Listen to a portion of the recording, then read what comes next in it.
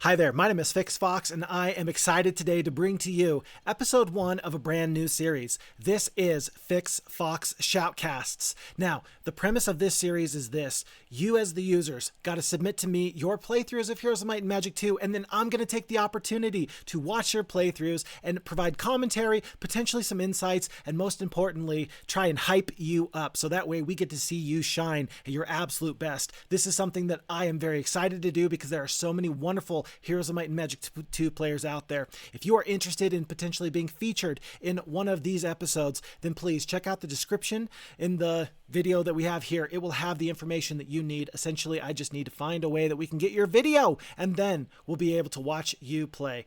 But today, we have our very first victim, participant, and that is going to be XKimo 19. I know this individual from Reddit on the Heroes of Might and Magic page. He posed the question there, and we've had some conversations in some of my other videos, and he has posed the question, is it possible with the new FHeroes2 engine to complete the Roland campaign, the final scenario, as a speedrun? Are you able to get it in 2 weeks or so? And it took a lot of trial and error. It took a lot of hard work, but XKimo is a very good player, and it is my understanding that he did, in fact, complete that final scenario of the Roland campaign with the FHeroes2 engine, and he did it in less than 2 weeks. So very, very impressive. I'm excited to see his playthrough today. This playthrough is going to be Lake Simcoe. This is a map that I am completely unfamiliar with. I'm not sure if he is familiar with this episode or not. I'm not sure if he's familiar with this scenario. Something tells me that he is, because as we kind of start this up, we can see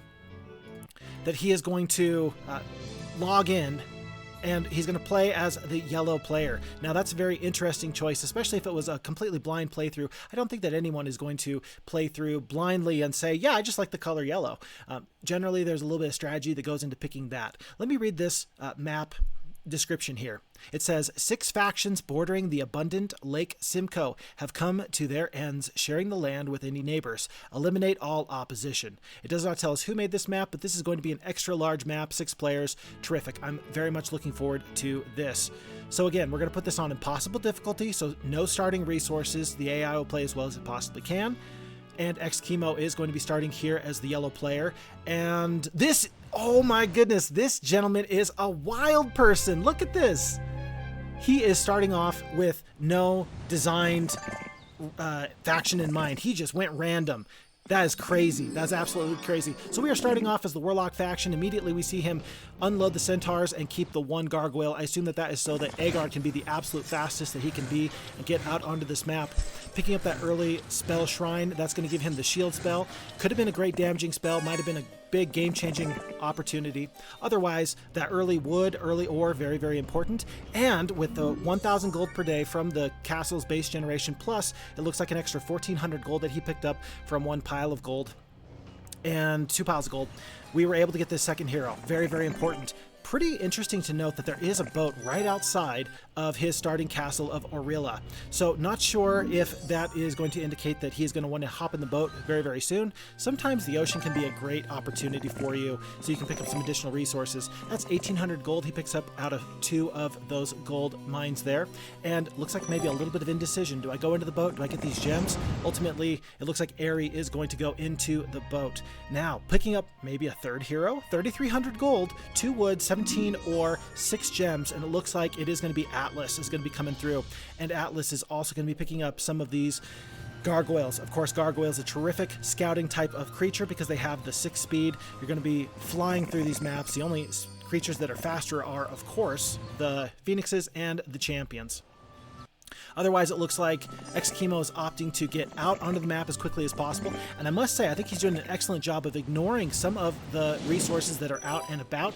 He is doing his absolute best to be very choosy with his time and energy. Shipwreck Survivor picking up the Defender Helm. That's going to be a +1 to the defense. Pendant of Free Will. That's going to make you immune to the Hypnotize spell. Probably not going to see that anytime soon coming out.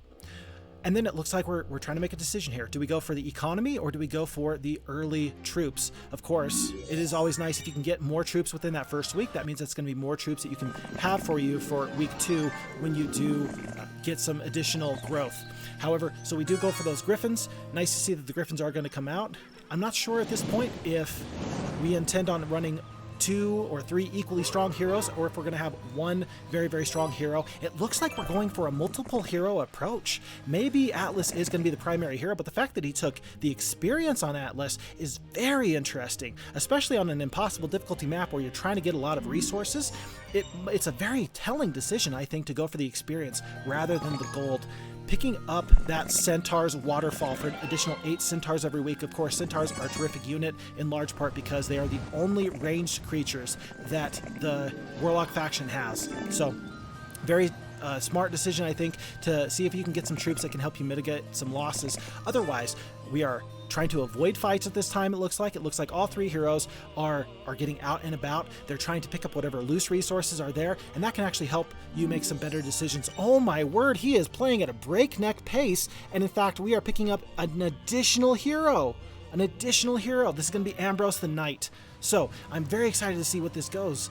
Look how much of this map has already been covered at this point by XKimo. XKimo is going everywhere in this map, and we're seeing lots of these random resources on the ground. We are seeing lots of very interesting +1s, +2s. We got arenas, we have mercenary camps, and a couple of windmills, a couple of resource generating type of items here. I'm not sure how big of a play XKimo is going to do to get those logistics up. That's a huge pickup.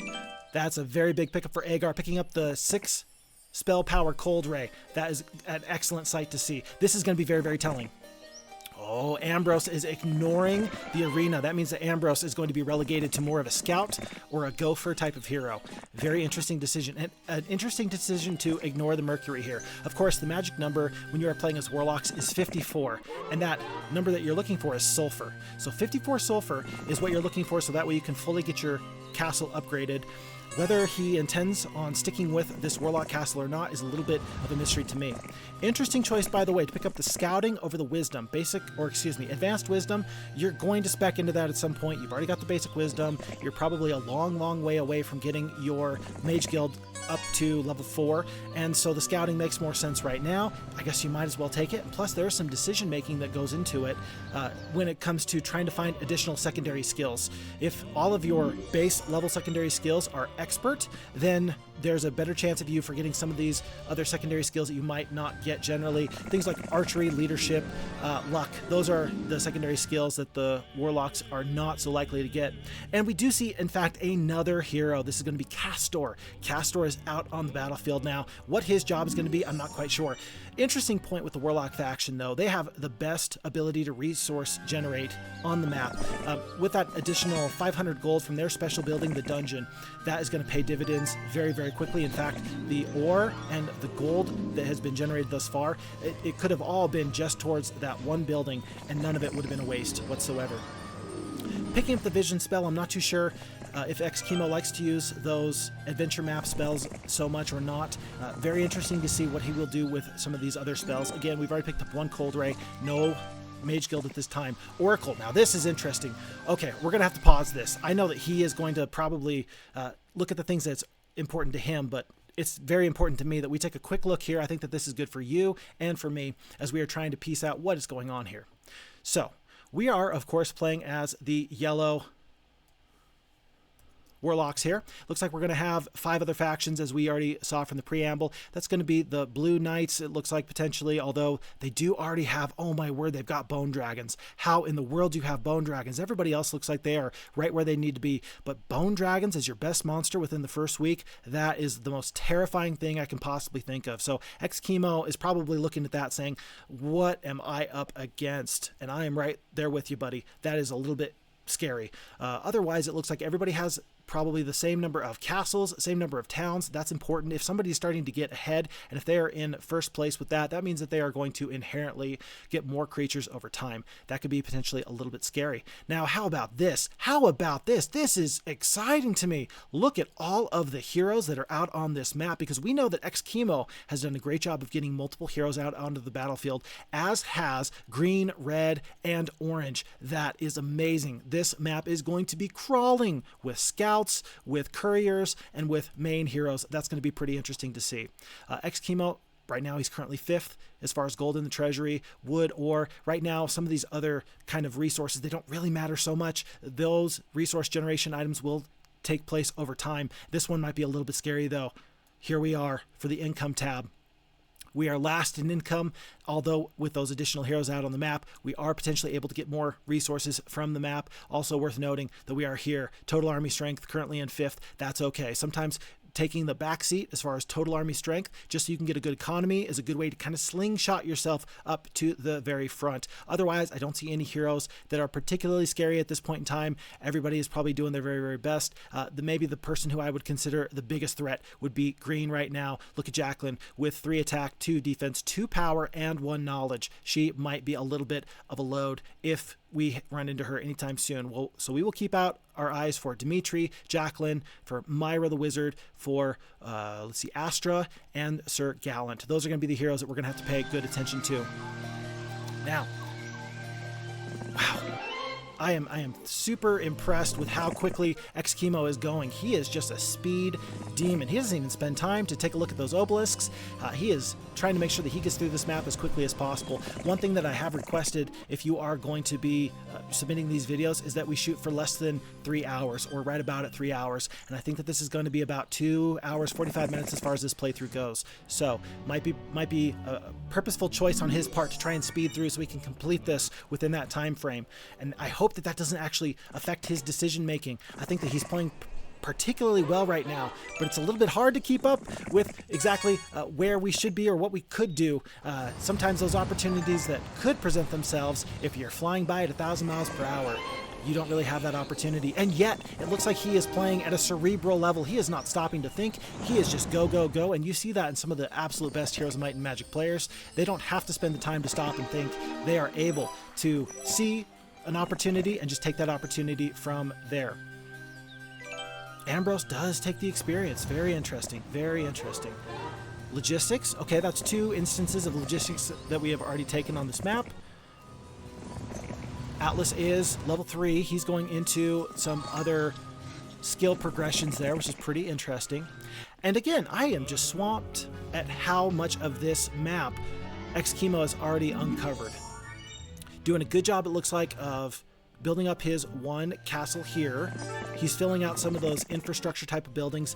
One of the things that you got to worry about is not having a marketplace when you need it. And there is Rialdo from the blue player. We do see an enemy hero for the very first time. That is Rialdo, and he is out and about on the map. It looks like he is not particularly strong, and yet neither are any of XKimo's current heroes. None of the armies are very strong at this time. Observation tower, looks like we're just going to use those observation towers to make sure that there's no enemies that will sneak up on you. And there, with that 10 sulfur, we got a swamp in week 1. That is a good way of being.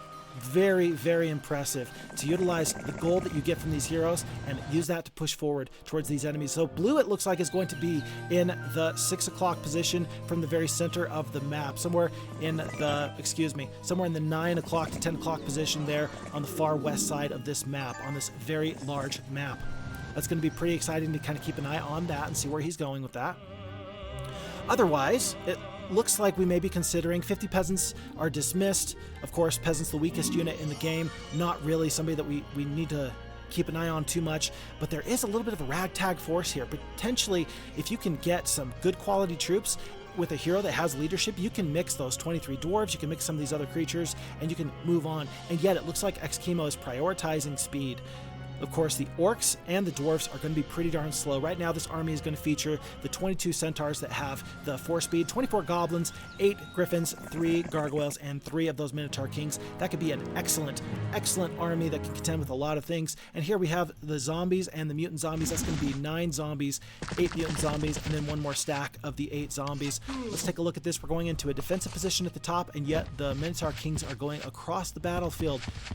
There's a skip, and I think that those minotaur kings are going to do a good job of avoiding damage. Nice to see that the goblins are in the fight there, and very nice to see that the griffins are being used appropriately. Sometimes it's easy to ignore the griffins. It's easy to let them go by the wayside and not use their passive ability of unlimited retaliations. Griffins are an excellent unit for getting into the middle of the army and fighting very, very much.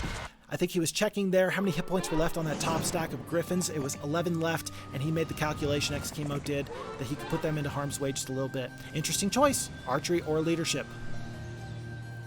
It is on Ambrose, which of course it looks like he is not going to be a primary hero, and yet that is a very interesting choice, and it did give him some pause. Gonna go for the spell power there. Not a bad choice when you consider that knights early on are very, very highly likely to get the defense and then the attack skill, and then less so the knowledge and the spell power. So sometimes you can consider it an opportunity to increase your strengths, and sometimes you can look at it as the opportunity to cover up your weaknesses. It looks like for Ambrose the Knight that XKimo is going to try and just cover up some of those weaknesses. Looks like the blue player has turned one of those towns into a castle, so there is, not too far away, one of those warlock castles. Pretty interesting to see. Aerie is currently the strongest hero, and he is making some decisions. He does still have some pluses that he can pick up. There are 2 arenas on the map that we have seen so far, and yet you can only pick up the arena one time regardless of which location you pick it up from. Perhaps this is going to be the time that Aerie does that right now.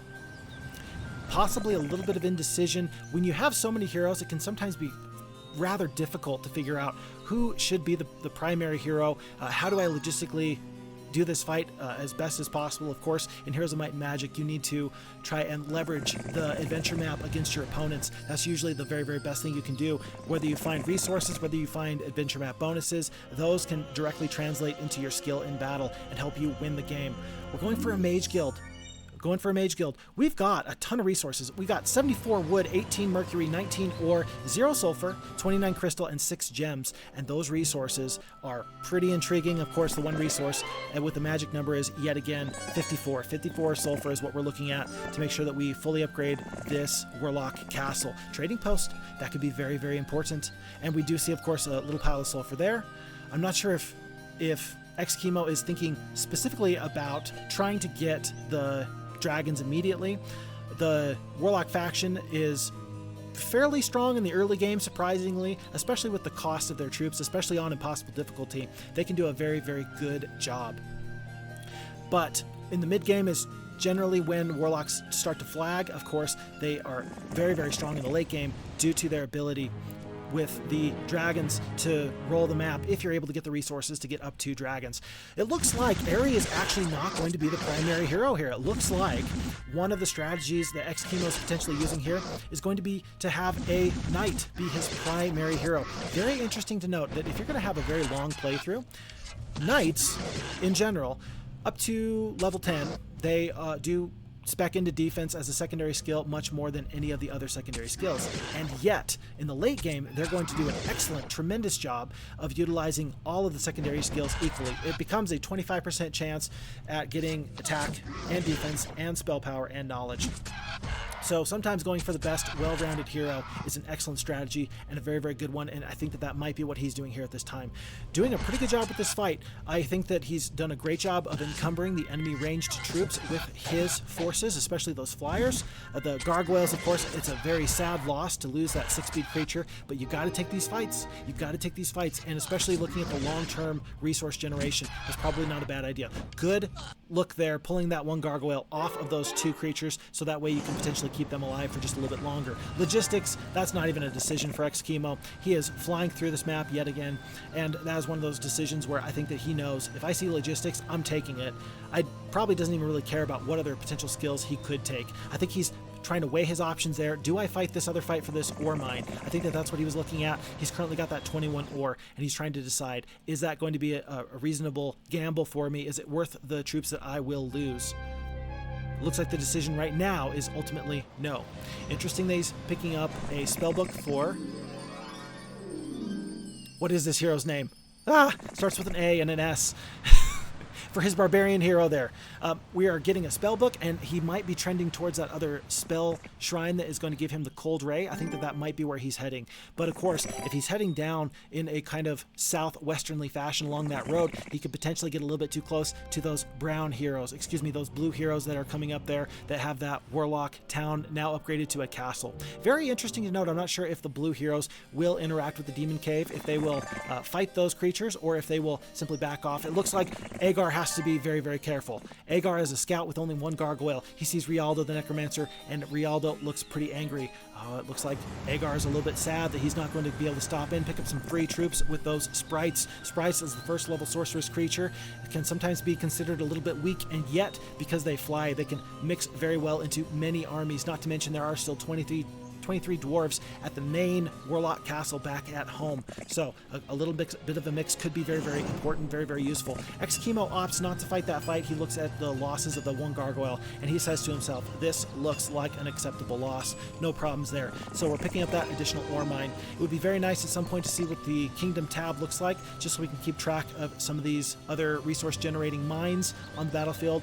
And yet, in the meantime, it looks like because there's so many mills, there's so many loose resources, resources are not particularly the matter at this time. Really, it comes down to the sulfur. The sulfur is going to be the biggest thing that he could possibly do.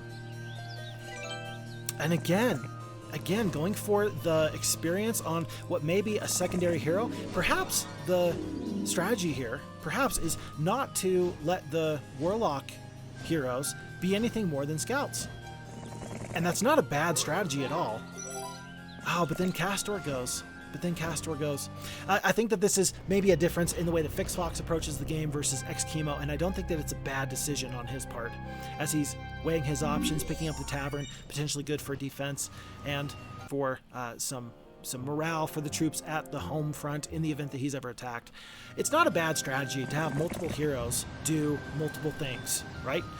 In the event that you are looking at the way that the enemy might approach you, there are going to be times where they have some heroes that don't have a whole lot of anything. And if you have a Cold Ray, if you have just a few troops, you can sometimes defeat them without any problems. I think that Rialdo is probably a little bit too strong, and yet Agar the Warlock is preparing for conflict. He does not think he can get away. He made the decision to go get these sprites, and especially because he does have that Cold Ray, he's thinking to himself, look, I've got 6 spell power. I am level 3. You will not find me easy prey. And perhaps, even though a fight is inevitable, he can turn this around. 23 archers, 12 zombies, 19 skeletons against this one gargoyle, and it looks like 25 sprites. That is going to be a little bit of a tough deal. 23 sprites goes down to 11. That's 120 damage off on that Cold Ray. That is very, very excellent. Now, is he able to back that up? Is he going to attack here? He does. Of course, no retaliation, so the sprites are still going to encumber those ranged troops. The archers are probably not going to be a major problem in this fight. It looks like the worst thing that can happen is that those 19 skeletons and those zombies might get a hold of our hero, Agar the Warlock. And yes, I am a little bit biased. I am very happy to see that our hero, XKimo, is fighting this fight, weighing his options. He's only got, looks like, with 6 spell points, that's going to be 3 Cold Rays left. He could Cold Ray the archers, he could Cold Ray the skeletons, and he could Cold Ray the zombies. Of course, the zombies and the skeletons are both hasted at this time. That is, of course, the Necromancer special, because they all start with that in their spellbook. No other damaging spells coming out here at this time, though. If the Necromancer did have another damaging spell, that might be highly concerning. And yet, because we are not seeing that at this time, it looks like spells might be the thing that win this fight. Oh no, 17 sprites go down. That might have been a little bit of a miscalculation. And then again, never mind. I think that XKimo has decided, look, I don't care about these sprites. Sprites are a 4-speed creature. They just have to get me through this fight, and then I could even dismiss them. They just have to do their job, get me through this fight, and then my scouting hero Agar can take his one gargoyle and take him throughout these adventures on the entire rest of the map. We do not have another Cold Ray. This is it. You have 8 skeletons that you have to fight, and you have a small number of these sprites. We got 1 sprite. We have 1 gargoyle. That's all. No, that's going to be the end of the fight. And so it's going to be 24 sprites going down, but a very valiant effort by Agar in order to stop the aggression from Rialdo, the Necromancer, the blue hero coming again from the southwest. Very, very interesting fight there. And it's one of those times where you say to yourself, just one more spell, and that would have been the absolute end of the fight. I don't think that there's a whole lot else you could have potentially done in that fight. That seemed to be a very, very commanding battle presence that XKimo displayed there. It just didn't pan out. Sometimes you are overwhelmed and there's nothing you can do. That might have been one of those times. Otherwise, we're continuing to adventure forth with these heroes. I've seen a few instances where maybe we're moving a little bit too fast. We've seen a couple of these treasure chests that were hiding in the tree line, kind of to the southwest of our main castle's position along the road there, on the tree line to the right. Maybe there we go. It looks like XKimo has seen those, and he is not going to be taken aback. He's not going to miss those. He is keen-eyed like the eagle, cunning like the fox, sharp-eyed like the eagle, and I'm going to just say it, a roar like a lion. We have not heard his voice, and yet he is showing with his play that he is not someone to be underestimated. Very happy to see this. That Shrine of the Third Circle might be very, very interesting. If you can get an excellent damaging spell, if you can get a Mass Bless, a Mass Curse, then whatever hero has gotten that third level spell might be your new primary hero. Those third level spells can absolutely turn the tide of battle, and especially here in this second week. So very interesting to see if he's going to go for that. It does take him dangerously close into our blue enemies. So otherwise, we did hire Agar back. The resources are looking good. We got 13 sulfur now. Thinking about maybe picking up the statue. And otherwise, we are keeping track of what the blue enemies are doing. No idea as to what the other enemies are doing. And we have no idea what is in that castle. View hero spell? Not a bad spell. And in fact, one of those spells that you could potentially cast every single round of combat. And yet, something tells me that he just might not. Okay, so it looks like we have blue heroes down to the southwest. We have orange to the southwest. Wow, there are so many orange heroes out on the map. Nobody to the northwest. Nobody in that upper left corner. Red is through the land bridge to the direct east of his castle, and then it looks like green and purple are locked in combat. How that one red hero got so far south into the purple's territory in the bottom right, I do not know, but they might be simply an advanced scout that's going to have some major problems for them. Pathfinding on that Witch's Hut. We've got some excellent Witch's huts out here, it looks like so far, just depending on what you need to get your heroes for. It's between the Witch's Huts and those spell shrines, any hero could take great advantage of the pathfinding skill, although I'm not sure if we're going to see any negative terrain coming out in this scenario. So far it looks to be all grass, and that actually seems to be pretty good for some of these extra large maps, especially if they are potentially meant to be played as a 6-player map. That way you don't feel bad if you don't take the barbarians, or if you don't take one of these other factions that might be totally hampered by some negative terrain. Ambrose currently has the lion's share of the troops here, and it looks like with the way that he is trending towards that sulfur mine, that might be the plan here. Are we going to combine forces? We are. Agar, though he is back, he is not going to be the primary hero. Ambrose is a very strong hero right now. 5 attack, 4 defense, 2 spell power, 1 knowledge. He does not have a spell book. Even having a spell book for a hero that doesn't have any type of wisdom, that might be useful. Oh, never mind. And he surprised me at the very last moment. Oh, Ambrose, no, that's disaster. Ambrose, you only have 4 gargoyles. Ambrose, don't do it. Ambrose, don't do it. Is this a misclick? Is this a mistake? Does he know? Is he going to find out and be very, very sad? Or is it Phixfox who doesn't understand? Tough to say. I am on the very edge of my seat here because it looks like Ambrose with only 4 gargoyles might accidentally go in the wrong way, but I'm thinking that he might have made a mistake because he left the defender's helm with the +1 defense on Ambrose. So maybe that's just a misclick. Maybe we're going to have a major problem. Oh no, I'm so scared. Kastore is doing an excellent job. Level 4 hero, 5 spell power, 5 knowledge. He is getting into the enemy. Does he see? Oh, goodness gracious. I was just a little bit terrified. No, it looks like he knew exactly what he was doing. Ambrose made sure that he only had the 6-speed creatures, so that way on this following day, Ambrose would have the most movement points ready. That defender's helm staying right where it was actually perfectly designed. That was exactly what he wanted to do. Okay, Phixfox feels much better. I was worried that we just saw disaster. I'm glad that we have avoided disaster. Looks like we are going to have, 38 of these nomads. Nomads, a pretty excellent troop, very fast, 6 speed. Also though, because they are a 2-hex creature, you can sometimes do some pretty nifty stuff to prevent them from attacking your more vulnerable troops here. It looks like a swarming method is going to take place here. And especially when you have a backbone of these Minotaur Kings, you can do so much. It's very interesting that rarely do you end up taking those Hydras on the road because they are very slow creatures with their 2 speed, but it's nice to know that the Warlocks actually have their 4th level creature with the Minotaurs and the Minotaur Kings who can still carry the load and put out a ton of damage. Of course, one of their weaknesses is that they have the potential to do such a wide range of damage. If you get very lucky, you can do 10 damage each Minotaur. Not to mention with their attack and defense modifiers, of course, but also they can also do only 5 damage. They have that range between 5 to 10 damage, and so very good target for a bless, and on the flip side, a very good target to curse.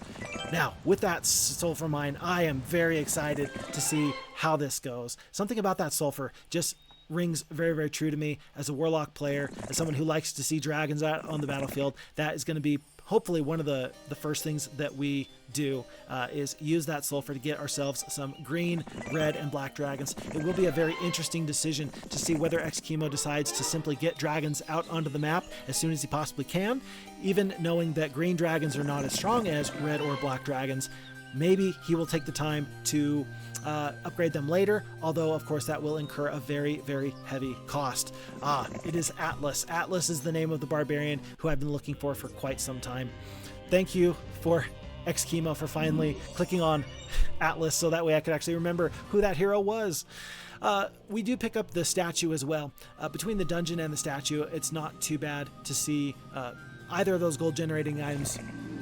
Very, very nice that we have a fully functional Warlock Castle that has an excellent observation tower, and Kastore is going to get away. Oh my goodness, we have got enemies on all sides, and it looks like he is going to be able to leak out there to the east, and these are tough heroes. I saw bone dragons, at least a few bone dragons on 2 separate heroes, and so we know that blue is very, very tough in that regard, and very, very interesting because the Necromancers are the 3rd most expensive faction here in Heroes of Might and Magic 2. Of course, first it is Wizards. They have the most expensive castle to upgrade, and then it's followed by Warlocks, and then only 8,000 gold behind that is the Necromancers. Of course, that resource cost, the 8,000, I draw that number from kind of using a weighted system to consider the precious resources that it takes. Even their laboratory for their 6th level creatures, you got to have a little bit of all of the resources. Maybe on this map, though, that's not too big of an issue. It seems like there's been a plethora of wonderful resources that you can adventure with. So not a resource-starved map at all.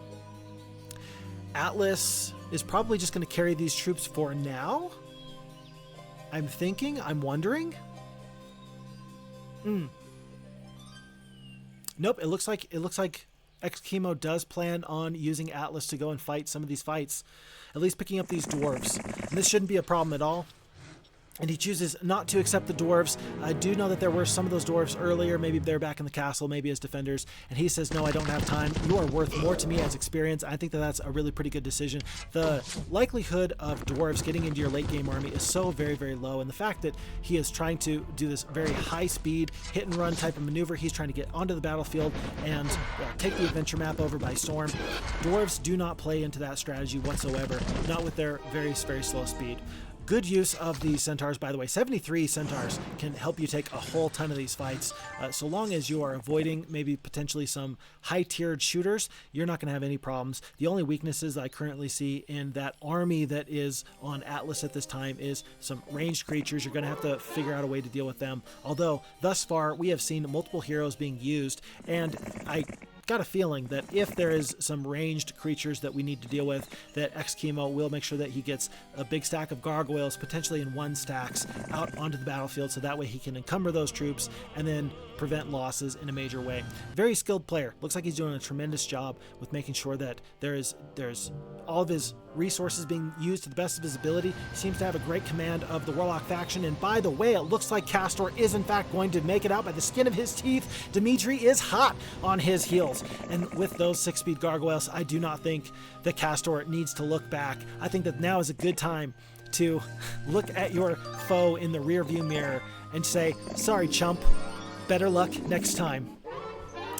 Advanced logistics, terrific. These heroes are doing a wonderful job, and one thing that I'm struggling to keep up with is who is going to be the primary final hero. I think that XKimo is actually doing a pretty amazing job of changing things up. I think that on the fly, he is making decisions in real time, trying to get multiple strong heroes, and he's going to figure out which one is the strongest by the end of the scenario. But right now, he doesn't need to have one hero that's level 7. He would much rather have multiple heroes that are level 4.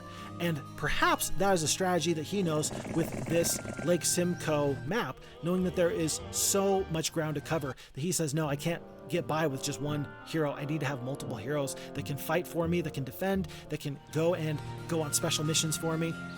Lots of things to be done here. I'm a little bit worried here. So Atlas has the bulk of the army, and he is trending towards that upper northwest corner, and there is a road between your castle and those blue necromancers. Are we too far away? Do we have enough defenders at home? I'm sure that XKimo is keeping a good eye on this, and yet I'm starting to be a little bit concerned. Are we at risk of potentially being backdoored? Time will tell. Time will tell. Otherwise, our heroes are soaking up whatever freebies on the map we can possibly get, even picking up things like goblins, going from 21 up to 58 up to 93 goblins. That's a huge stack of goblins. And again, you put these extra troops on a hero that has leadership and you can mix all of these extra troops, no problem. Knowing that there are 6 Hydras in the potential garrison there with over 12,000 gold, I think that XKimo doesn't really need to worry so much about defending his castle. He can do that at any point, and I think that that'll be enough actually to deal with some of these other heroes that might be coming his way from the southwest aggression. We do have Airy back in the water. I thought that that was a good use of Airy early on. Airy, this is the second time that he's been in the boat. Airy took that very, very short boat ride, picked up 1 sea chest, 1 shipwreck survivor, and then landed to avoid some problems, some enemies that could have potentially stopped him from getting into that kind of eastern land bridge area. But of course, he is now back and now back into the water. Where Airy will go, I am not quite sure.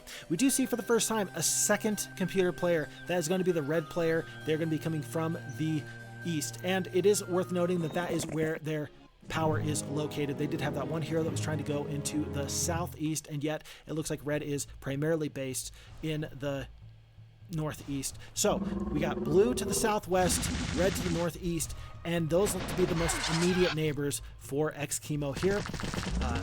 We've seen lots of necromancy troops, and I'm not quite sure what we are expecting out of red. We're going to have to keep an eye on that to see what troop types we might have to expect out of them. That could play into his decision-making process in a big, big way, because of course some factions are better at dealing with some factions than others. That's going to be something that we need to keep track of. Otherwise, it looks like this sorceress town that we've just picked up now is going to be very, very useful. Atlas has gained a level +1 spell power. That is interesting. The barbarians have a 5% chance of picking up either knowledge or spell power. So that was a 5% chance that we just saw there, folks. That was a 5% chance getting that +1 spell power. I think that my personal choice would generally be to pick up knowledge early on for a barbarian hero, just because those spells early on you're going to want to cast more than just 1 blind. But because there's been so many witch doctors had around here, it looks like this Atlas barbarian is going to leave this general area probably with that 3 spell power and 4 knowledge. Pretty darn good. We do get the green tower. We are down to only 2,400 gold, but we do have the green tower here. I have lost track of exactly where we are in the week here, but this feels like a pretty timely dragon roost, dragon tower.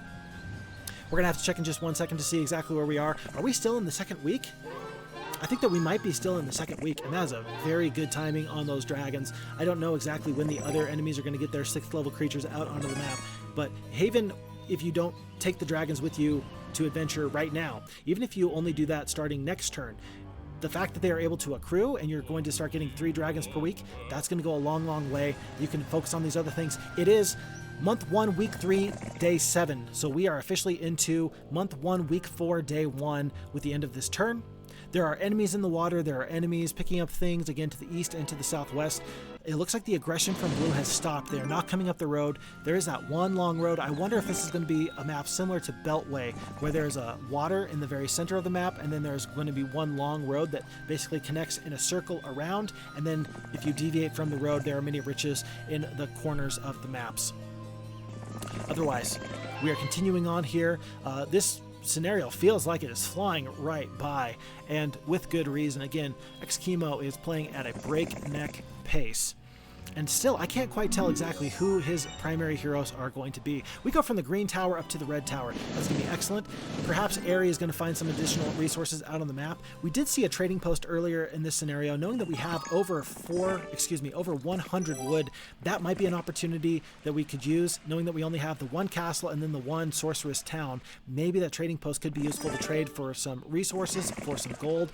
I wonder if XKimo, knowing that he has not already purchased the black dragons, or excuse me, he has not purchased the red dragons, maybe he is not going to come out until he does, in fact, use the black dragons. Until he gets that black tower, we might not see dragons come on out. But 109 wood currently, after he has just upgraded that sorceress town into a castle, I think that we are going to see Yes, I think that we're going to see black dragons before anything else. This gold mine is a huge opportunity. Lots of swordsmen there going to go down. There is no price that XKimo will not pay to get this 1,000 additional gold per day. I think that that was really the decision-making process that went into upgrading that sorceress town into the castle. He's saying to himself, look, I need as much gold as possible. Dragons are not cheap.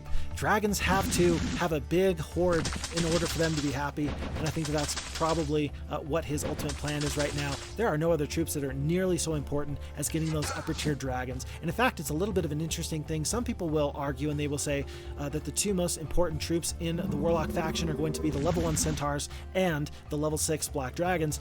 Reason being is because the centaurs are the only ranged creatures, they are sometimes the most useful to pair along with those dragons. So you have a little bit of a mix of your damage types. And still, we will have to wait and see exactly what XKimo does, whether he's going to mix some other troop types or not. Right now, only having the other sorceress castle is a little bit limiting as far as what you can find, but then again, it looks like he's got so many resources. Perhaps the Phoenix Tower is not too far away. Perhaps the Phoenixes are not out of reach for him. So, one Minotaur King goes down, fought that fight much better than some people would. Definitely he fought that fight better than the AI thought that he would. Identify Hero as a 3rd level spell, not too bad. Xanadu. That is interesting to get an additional +1 to all of your stats. Be very excited to see that. Here he picks up the ammo cart. Who knows if that'll be useful or not. And there is a Magellans Maps. That is one of the all-time greatest adventure map objects that you can possibly get. The Magellans Maps will, of course, give you full vision of all of the ocean. We may get the opportunity to see if there are some opportunities that Aerie needs to get. Maybe there's something that is just waiting out there for him that can turn the tide of battle. Of course, those shipwreck survivors, they have the opportunity, it may be very low, but they have the opportunity to drop you a legendary artifact. One of my all-time favorite moments, I ended up getting the battle garb of Andoran from a shipwreck survivor. I was so thankful I stopped to pick that guy up. Good times all around. Okay, we did click on the red tower there. Not sure if, again, XKimo is thinking, do I pick this up or not? That pack of power liches is guarding the sack of gold. That is also an additional 1,000 gold per day. I think that he might be thinking about trending Ambrose down directly south from his starting castle, just so he can get that additional 1,000 gold per day. And then, of course, because it is an artifact, you don't have to worry about defending it. It will just travel with you with whatever hero you potentially have. One dragon. He says to himself, I may not get all of the dragons. He could get 2 right now, but 1 dragon on Ambrose. Of course, Ambrose being a pretty good hero who is battle tested, he will have the opportunity to clear out some of these low-level adventure map creatures, these neutral creatures, and plunder their guarded materials. I think that XKimo has done a very, very good job, by the way, of reducing the potential losses he could have taken. He has mitigated some very good losses, and so because of that, he's able to fight fights now that otherwise he might not be able to. There is a certain phenomenon in Heroes of Might and Magic 2 where if you have double the troops that somebody has, you might not take any losses. If you have just as many troops as them, you might lose 25% or more. So overwhelming the enemy through sheer numbers is very critically important. XKimo has identified that Myra, the hero, is out on the water. She is there with nothing but peasants. She might be easy pickings. Otherwise, it looks like I see currently at this time 3 separate little things on this adventure map. I see 1 hero in this direction. I see 1 over here. Yep, I see something there, and I see something over there. So there are some opportunities. Maybe there's some heroes just on the shoreline, or maybe the red dots I see are actually on land. Looks like the upper one in the northeast was actually a land adventure object. So interesting to see there. And once again, I think that XKimo is doing a good job of ignoring some of these resources that he might not need. He is walking by things that sure, he would love to have, but he is doing a good job of prioritizing his needs, and this looks like an opportunity to utilize this terrain to his advantage. Of course, these ogres being so very, very slow, he's going to use the fact that they know that they can get to the centaurs just through going the long way to the north and then south. He's using that to his advantage. I wonder if he's going to use the gargoyle to slot into that one spot. Once the ogres get a little bit closer, he could potentially move the griffins, move the gargoyles, and then he will send the ogres all the way back around the map, and he might not even have to interact with them at all. The centaurs, I do believe, would have enough shots. It looks like he is not going to do that tactic. It looks like he does not need to do that tactic. Of course, making sure that he doesn't lose a single troop regardless, and he is fighting these fights again very, very quickly. Again, cerebral is the way that I would put that down. Holy Pendant and the Snake Ring, so his bless spells are going to be a little bit cheaper, and his curse spells are going to be coming out a little bit easier. Ooh, unfortunately, he's not able to get the Xanadu. He is not diplomatic enough or famous enough. Atlas still probably wants to clear that out just so someone else in the future can go and get the Xanadu, but for now, Atlas is not going to be admitted by the Butler into that +1 to all of his skills. Picking up the telescope, very nice to see, especially for a Warlock hero who can already have the expert scouting. Increasing your scouting radius by 1 on top of that might be a really huge deal. Really huge deal. I see that he has left Kastore to the very end. He has done, XKimo, has done what I do occasionally, and that is he waits on a very tough decision until the very final moment, so that way he can decide, do I want to go to that trading post right now or not? He has opted not to. He's instead gone to this shrine, and he has learned that there is a disrupting ray out on the map. We have not seen much use of the Mage Guilds. We've got a level 1 Mage Guild now in both the Sorceress Castle and in the Warlock Castle.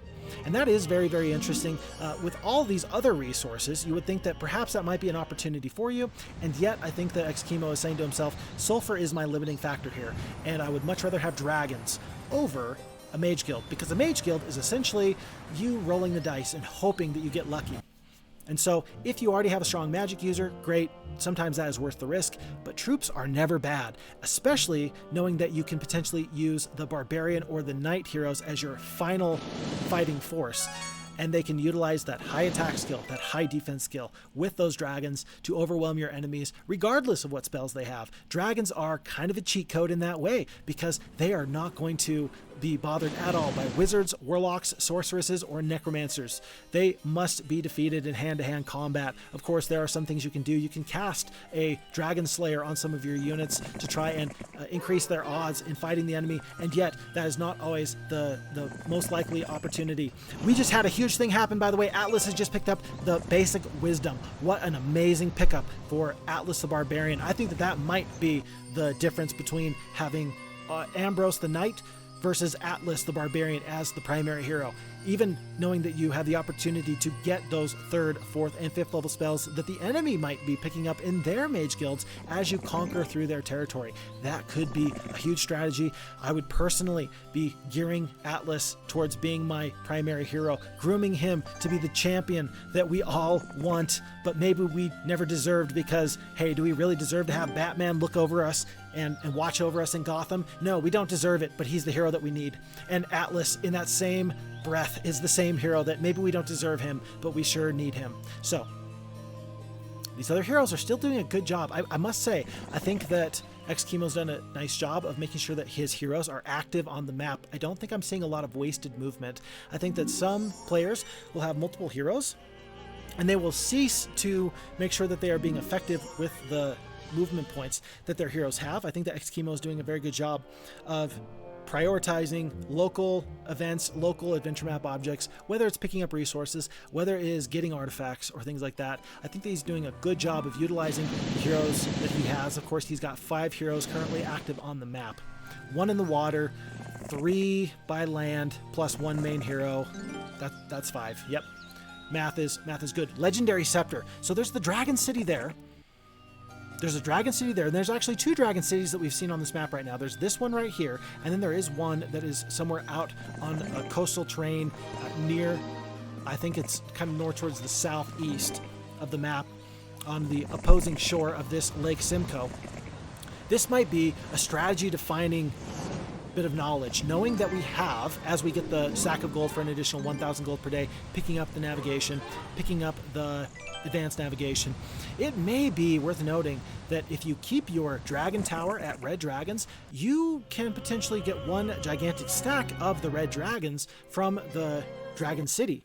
They, of course, will not give you green dragons. They will not give you black dragons. That adventure map object will give you the red dragons.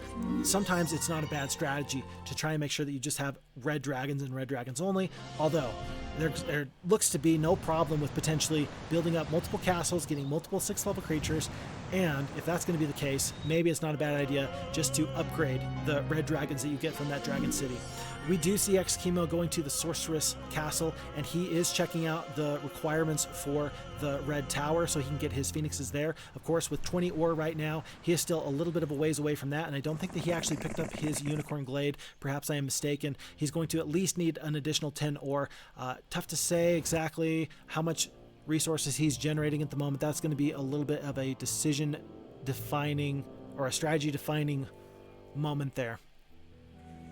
Month 1, week 4, day 6, Rialdo is pretty close to Atlas, and it looks like Rialdo does have a pretty good fighting force. We are going to potentially lose those shipwreck survivors, although that hero that's in the water, they're going to have to land at some point, and when they do, it's like waiting for a fly to land and you have that fly swatter. You are going to swat them as soon as you get the opportunity. Looks like we are getting 6 ore per day. That must be 3 ore mines out on the map for XKimo, so he just has to wait one more day and he will have what it takes to get his phoenixes. That will be a Phoenix Red Tower on day 7 here. So opportunity to pick up lots of phoenixes very, very quickly. Nice to see the curse there. And again, nice to see Kastore with all of his troops here, soaking up these resources, opting instead to take the dwarves rather than keep the speed. At this point, on a secondary hero like that, probably not a bad decision. I do notice there that he's ignoring the Ankh of Reincarnation and the artifact that keeps you from getting paralyzed. The kinetic pendant, there we are. It looks like that is not in the plans for XKimo. He doesn't feel the need to pick up either of those artifacts, especially not to go through some of those paladins. There is only this little bit of unexplored map right here on this eastern seaboard. We will be interested to see what else is in that area. Ambrose will clear that out. After that, I think that XKimo will more or less have secured his entire continent, minus the land bridge to the east, minus the land bridge to the south. We do have Aerie landing on a very, very rich looking island, and I think it is an island. I don't think that that's actually connected to anything else. That's going to be pretty interesting to see what Aerie can do there. There are those dwarves, but I don't think that Aerie has much of an army. Perhaps he did pick up some of those nice spells.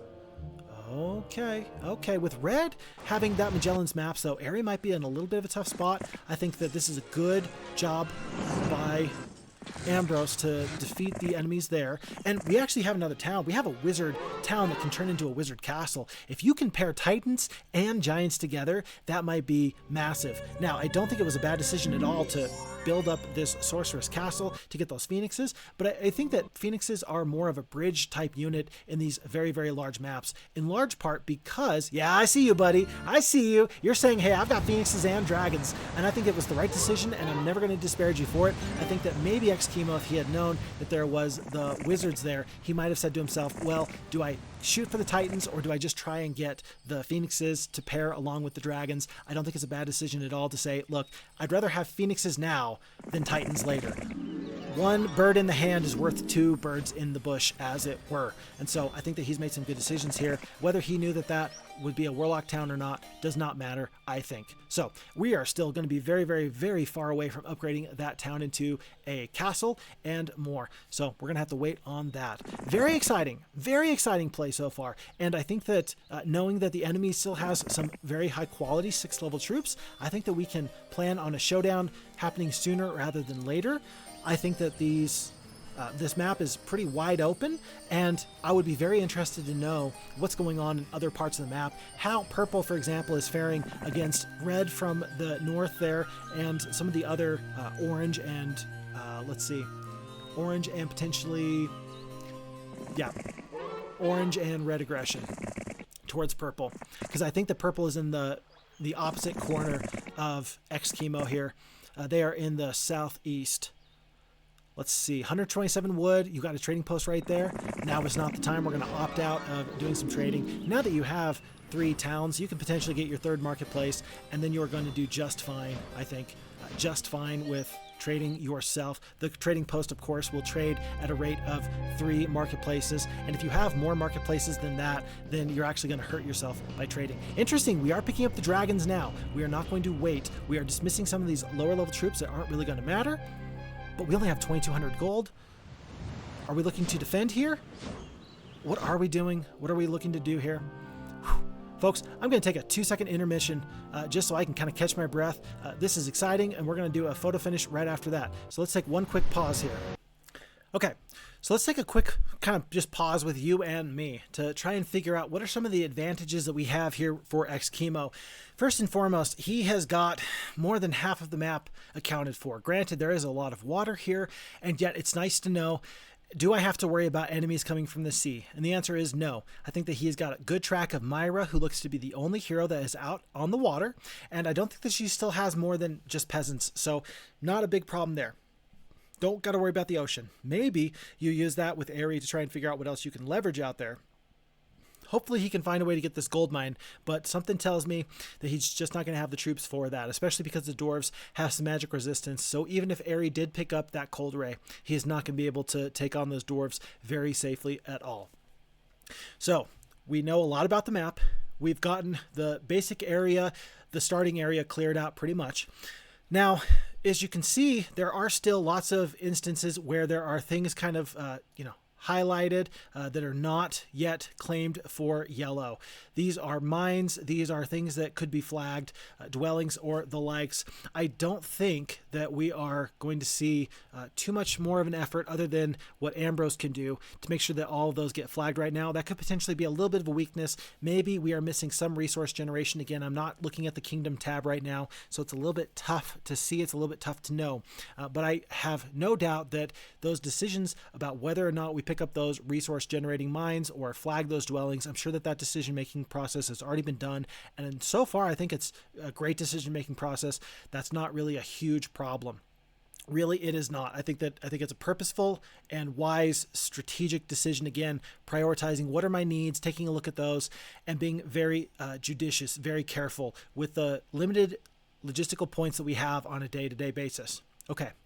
Other strengths. You've got Atlas, who is looking to be a tremendous hero. He's been picking up spell power and knowledge, and he's got the basic wisdom. If you're going to have a barbarian be your primary hero, and he has the basic wisdom already, then you're looking at being possibly the very best hero you can possibly be. Even with, 5 spell power and 5 knowledge, a barbarian hero can do wonders for you. And there have been so many standing stones. There's been so many witches' huts on the maps that you've been able to pick up additional knowledge and additional spell power. I think that Atlas is going to be a force to be reckoned with. And I do think that, again, if it was me, I think that Atlas would be my primary final hero. And I'm starting to kind of trim him in that type of shape. And I think that that is what XKimo is thinking at this time. Looks like there is a better land bridge to the east where red is than there is to the south where blue is. I think that my personal opinion would be we got to start kind of trending towards the southwest, clear out blue, maybe take some of those castles that we know have those bone dragons in them, and then we can maybe put those troops on a secondary hero. Again, we have so many heroes that are level 4, level 5, level 6. I think that you're going to find at least one hero who is willing to lead an army full of the undead. And then whether you go south, whether you go west, east, there's so many opportunities. We're going to have to see how this little scuffle might shake out here because Rialdo is pretty tough and there is going to be a pending fight. Let's see how this plays out and get right back to it. Okay. Yep, there's Rialdo. And we really want those red dragons there from that dragon city. I think that that's non-negotiable. I think you want to pick up the one red dragon that is there in that town. You definitely don't want Rialdo to get him, even though Rialdo doesn't have any room in his army. I think that Rialdo, if he's smart, I think that he would actually get rid of that, whatever troop would make the most sense there. I don't know if XKimo has spellcasting on or not when he does the auto combat. I'm guessing he does not. I think that he was checking to see if he had some spells in case his one red dragon was not enough to beat those ogres. I think that that was a good decision-making process just to double check, hey, do I have a little bit of a backup in case things go really, really south? And he did. It looks like he didn't even really need to use that though. This late into the game, it might not be a bad decision to start looking at these heroes that you could potentially hire in the taverns. Sometimes the enemies will lose a pretty good hero, and it behooves you to be aware of them so that you can pick them up and press them into the service of your own army. I know that we already have so many wonderful heroes, it couldn't hurt to have a couple more. In fact, even if they come with basic estates or something like that, it could help out even more. looks like we're picking up those Phoenixes, and I don't know exactly where we're going to go with those. Again, I think that we should probably head for blue. Whether XKimo agrees with me or not, I'm not sure, but I think that we can trust his opinion at this point because, hey, he's the one playing the game. I'm just the armchair quarterback right now. Ares getting back into the water. Kastore is going to be the one that's going to have those Phoenixes, and it looks like... Yes, it looks like Agar is actually going to back off. We might potentially cede those dragons to the necromancers, although I believe if in Heroes Might and Magic 2 the Dragon City works like dwellings do in Heroes Might and Magic 3, at the beginning of a new week there should be new guardians there if the blue player wants to go to that Dragon City. I think that the guardians regenerate by day 1 of the new week, so that might be an interesting strategy there, something interesting to keep an eye on. With 10 ore, I'm wondering about that statue there in the Sorceress Castle. It's going to cost you half of your ore. I'm not sure if the plan is to save ore so that way we can again build up that wizard castle or not. Hard for me to know exactly what the thought process is here, but not a bad decision to wait on that. And at this point in the game, I think that you're probably at the point where fatigue should be starting to set in here a little bit. I know it would absolutely be starting to set in for me. Mass Bless, terrific spell. And again, for a hero who's got the basic wisdom, for Atlas, that Mass Bless for those Minotaurs, for Hydras, could be fantastic. Fantastic. So I'm excited to see what he does with that. Not to mention Phoenixes, who are going to do anywhere between 20 to 40 damage apiece. If you can make sure that your troops are doing massive damage, you're going to be very, very set. It looks like we're opting away from upgrading the wizarding town to a castle. Partially, again, that is because of the deficiency with the ore, but we are also making the decision to get Mage Guild levels out of that Sorceress Castle, and that is going to take the resources away from your Wizard Castle. But knowing that, again, you have the basic wisdom, it might not be a bad deal, at least to get to your 3rd level Mage Guild. Very interesting to see if Atlas is going to go around and try and pick up some additional spells throughout the rest of this map. No curse spells, your bless spells are going to be halved. Looks like the all-seeing eye pendant. Yeah, Atlas is going to have some spells that will not affect him. Some of those really good disabling spells are not going to be a problem for him. I'm very amazed, actually, that Ambrose is getting chased off of this spot with his 1 dragon. I didn't think that army with Crodo, never mind, that army with Crodo is pretty good, actually. Never mind. Not sure about that decision there with the town. There are no defenses. There's no, let's see, there's no moat, there's no left turret, right turret, no Bastille. In a castle, you will get some support from the castle itself to help you defend. It looks like maybe the hope is that 1 single stack of halflings in each of those 5 garrison slots is going to maybe make the enemy think twice about attacking. It does not. Forced to suffer a bitter defeat, but this is always a good choice. Rather than just hit accept, it's always a good decision to watch the fight play out, so that way you can see, okay, what am I up against? 9 vampire lords, 4 bone dragons, 2 attack, 0 defense. Oh, buddy, we're gonna have to go back. You are just a little too fast for me, XKimo. Okay, 2 attack, 0 defense, 5 spell power, 5 knowledge, 46 out of your 50 spell points for Crodo. And again, it's going to be 5 power liches, 9 vampire lords, and 4 bone dragons to go along with 12 griffins, 22 of those mutant zombies. Yeah, 4, 9, and 5 for the bone dragons, vampire lords, and power liches respectively. Very interesting, very interesting. 4 bone dragons isn't nothing. So we're going to have to wait and see kind of what happens there. And this is one of those few remaining islands. It looks like there's really only 2 main islands that Ares is able to land on, but nobody else has set foot there. And what he can do with his small army, I'm not sure. At least he can pick up some of those free, loose resources. One thing that I don't think that XKimo is prioritizing at all is obelisks, and that's probably a good decision. There's so much of this map, even if you do get a great priority put on finding the ultimate artifact, you may discover that it is on the exact opposite end of the map. And then what good does that information do for you anyway? Kind of in the same vein of thought between, do I purchase troops or do I get Mage Guild levels? You're rolling the dice when you go for Mage Guild levels. You are rolling the dice when you go for the obelisks, because it might not pay off for you, and it still is going to represent a very significant investment. Maybe not necessarily in gold or resources, Maybe not in troops, but it will represent a big investment in the time it takes, because again, movement points are limited. These 4 Phoenixes are just not fair. They are going to wipe right through all of these enemies here. At this point, I think you could definitely hit Q to end the battle, because there's no losses going to be taken. However, it's not a bad decision just to wait and make sure. Nothing wrong with that. Nothing wrong with that at all. Still we continue. And still there are opportunities on the map here. I'll be very interested to see what blue does, because blue is, personally, blue would be a little bit too close to my main home city for me to be okay with that. I think that XKimo is aware of exactly how close the enemies are. I think he's probably playing this one pretty close to the chest, and he's not letting them get too close at all. It is going to cost 6 sulfur. It's going to take all of the remaining sulfur to upgrade those red dragons into black dragons.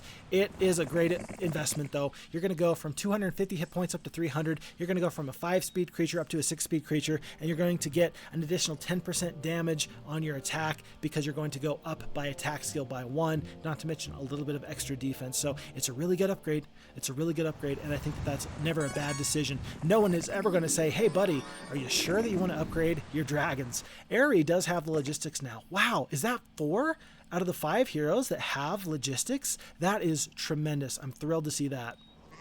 Agar better hope that he's got some good logistics here, because, oh boy, because Rialdo is right in front of him.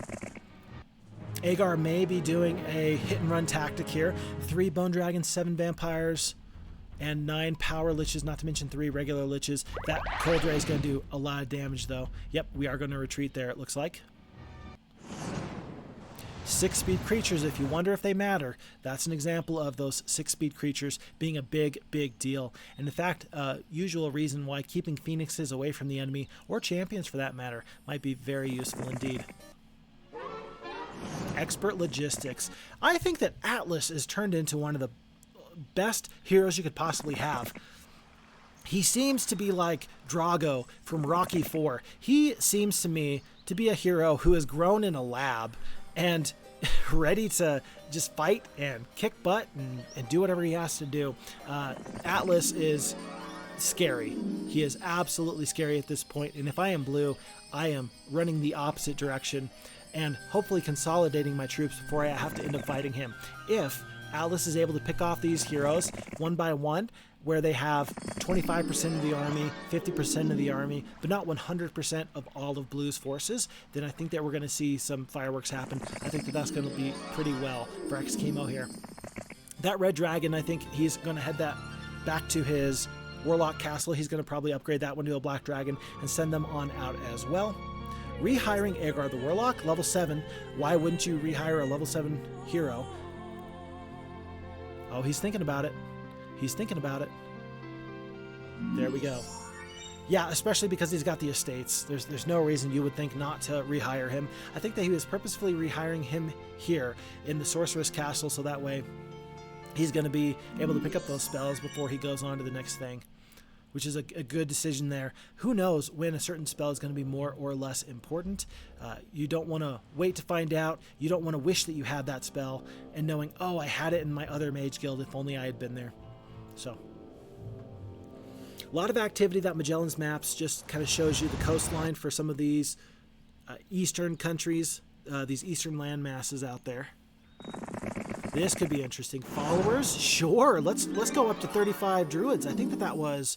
How many druids was that? Was that doubled? Did we go from 18 to 35? That was massive.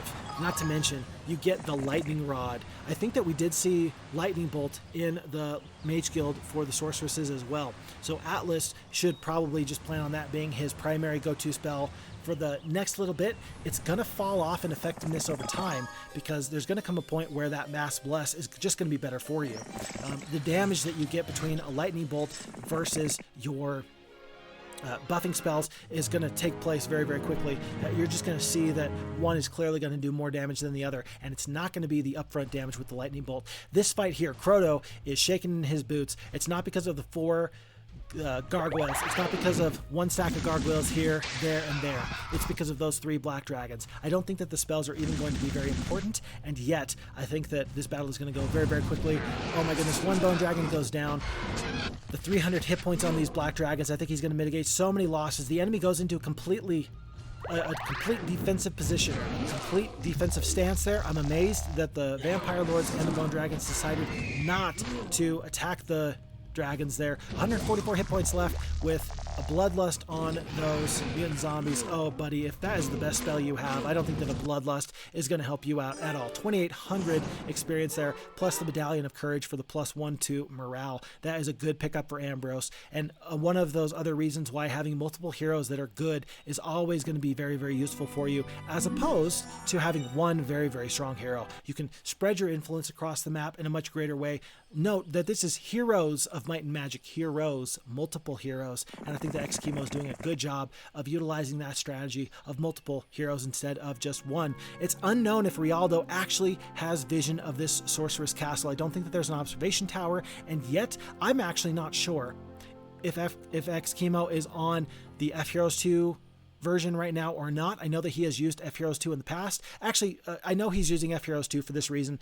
He's got the battle option on where the AI will calculate if you're going to win without losses or not. That is a feature with only FHeroes2. Some of the hotkeys he's using to split troops, that is also only found with FHeroes2. And so I know that he's working off of the FHeroes2 engine. I'm not sure if he's on the most current patch or not, but what that means to me is this. We know for sure that the enemy is not omniscient. In Heroes of Might and Magic 2, the original version, Heroes of Might and Magic 2 Gold, the enemy did cheat. And that is not hyperbole. I'm not just saying that because I was sad or anything like that. 6 attack, 4 defense. We're gonna have to go back. We're gonna have to make sure that we get this right. This is kind of a big deal. I got busy talking. 6 attack, 4 defense, 9 spell power, 7 knowledge, normal morale, Irish luck. The morale doesn't matter because these are all undead troops, but the Irish luck is actually a big deal. 28 out of the 70 spell points for Rialdo the Necromancer. But again, because it is FHeroes2, we know that the enemy is not omniscient, and yet Rialdo did go straight for this Sorceress Castle, knowing that there are Phoenixes in here. This is a big loss. It's really a big loss if you're unable to get this castle back before day 1 of the new week. If the enemy gets a hold of any of those Phoenixes, that's going to be very, very sad. If for no other reason, then you don't get those. It's day 6. Are we able to get there in 2 days? I'm not too sure. There's this other dragon city. It is guarded not only by the dragons in the dragon city, but also by black dragons. How many? I'm not sure. Ares not even going to check because he has no business even thinking about fighting them. Atlas is getting bigger and stronger. We're going to go with the archery, okay? And Atlas, our main hero, it looks like he's going straight for a showdown with Rialdo. Hold on, one more time. We're going to have to back this up again. XKimo, you're just so fast. You're playing at such a rapid pace. So, Atlas is the primary hero. Level 11 Barbarian, that's going to be 9 attack, 7 defense, 4 spell power, 4 knowledge, and with 35 Greater Druids, 4 Phoenixes, 7 Minotaur Kings, 73 Centaurs, and 14 Griffins. Not to mention these wonderful artifacts where he's always going to do full damage because of the Golden Bow. And let's see. And he's going to be immune to blind spells, which is one of the best disabling spells in the game. And he's got the lightning rod to help him out with damage. I think that Atlas is terrific.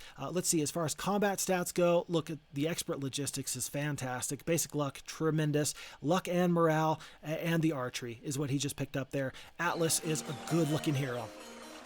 Good-looking hero. I think he should be happy with the way that Atlas has been built in this scenario. Sometimes there's a little bit of RNG that you just have to deal with when it comes to getting a good hero or not. I think that he chose the navigation and it worked out okay. Maybe he knows something about Lake Simcoe that I don't know. Maybe Lake Simcoe, maybe going by boat is the very best thing you can do. So, 21 more Greater Druids join. My word, that is tremendous. Yeah, I see you, buddy. I see you. I like that XKimo is saying, do you like that? Do you like that Greater Druids follow me no matter what I do? And yes, sir, I do. I love that these Greater Druids follow you no matter what you do. The Spellbinder's hat there, all your spells will last for 10 turns. It's a good artifact. It's great if you are a strict barbarian who has no spell power whatsoever, but otherwise, when you have 4 spell power already, how many fights last longer than 4 turns? I ask you. Not a huge deal. It gives you some strategic flexibility, but to go through some green dragons to get plus 10 turns to your spells, not really useful, in my opinion. I think that that's a good mix. It's a good dodge for now. Something maybe to do later. We are starting, though, to upgrade our wizard castle. Upgrading our red dragons into black dragons. Excellent, excellent. And here's the problem. If you try and upgrade multiple castles, you're going to run short on resources. It cannot be helped. It's a very tricky business to try and make sure you're getting what you need and prioritizing what you want. Getting what you need and getting what you want, sometimes those two things will butt heads and conflict. I think that we would love to have 3 fully upgraded castles. We will see if we are able to make that happen. This is an example of what we talked about earlier. We have a hero that's got the ragtag group of troops with all of this spell points and spell damage, though. You just need a good backbone of troops to help you take some of these fights. I think Agar is, of course, back, and I think he could probably beat these troops without any spells. In fact, we saw the AI already did it, but with just a few more spells, I think that there's going to be no problem whatsoever. 33 archers is a good bit of ranged damage. That's going to be 70 damage from 33 archers, 2 minotaurs. Even though there's not much attack or defense on Agar the Warlock, it's still nice to see that that's a possibility for him. Yeah, 2 attack, 2 defense. Still, these troops are going to continue to take some damage. And I like the way he's fighting these fights. Making sure he doesn't lose any archers. Dwarves, you can lose a dwarf here and there, but you definitely don't want to lose any archers, because any hits that they take are going to be magnified. That graveyard, and any graveyard for that matter, is very interesting. Graveyards are another opportunity, like the Shipwreck Survivors, where you can get an absolute game-changing artifact. And that is, at this point in the game, maybe something that you take the time to get. We have red coming in from the east. They have officially gotten through the ghosts. The ghosts were a wonderful kind of end cap on the road there, and now I think that we're seeing that we have to deal with pressure not only from the south, but also to the east.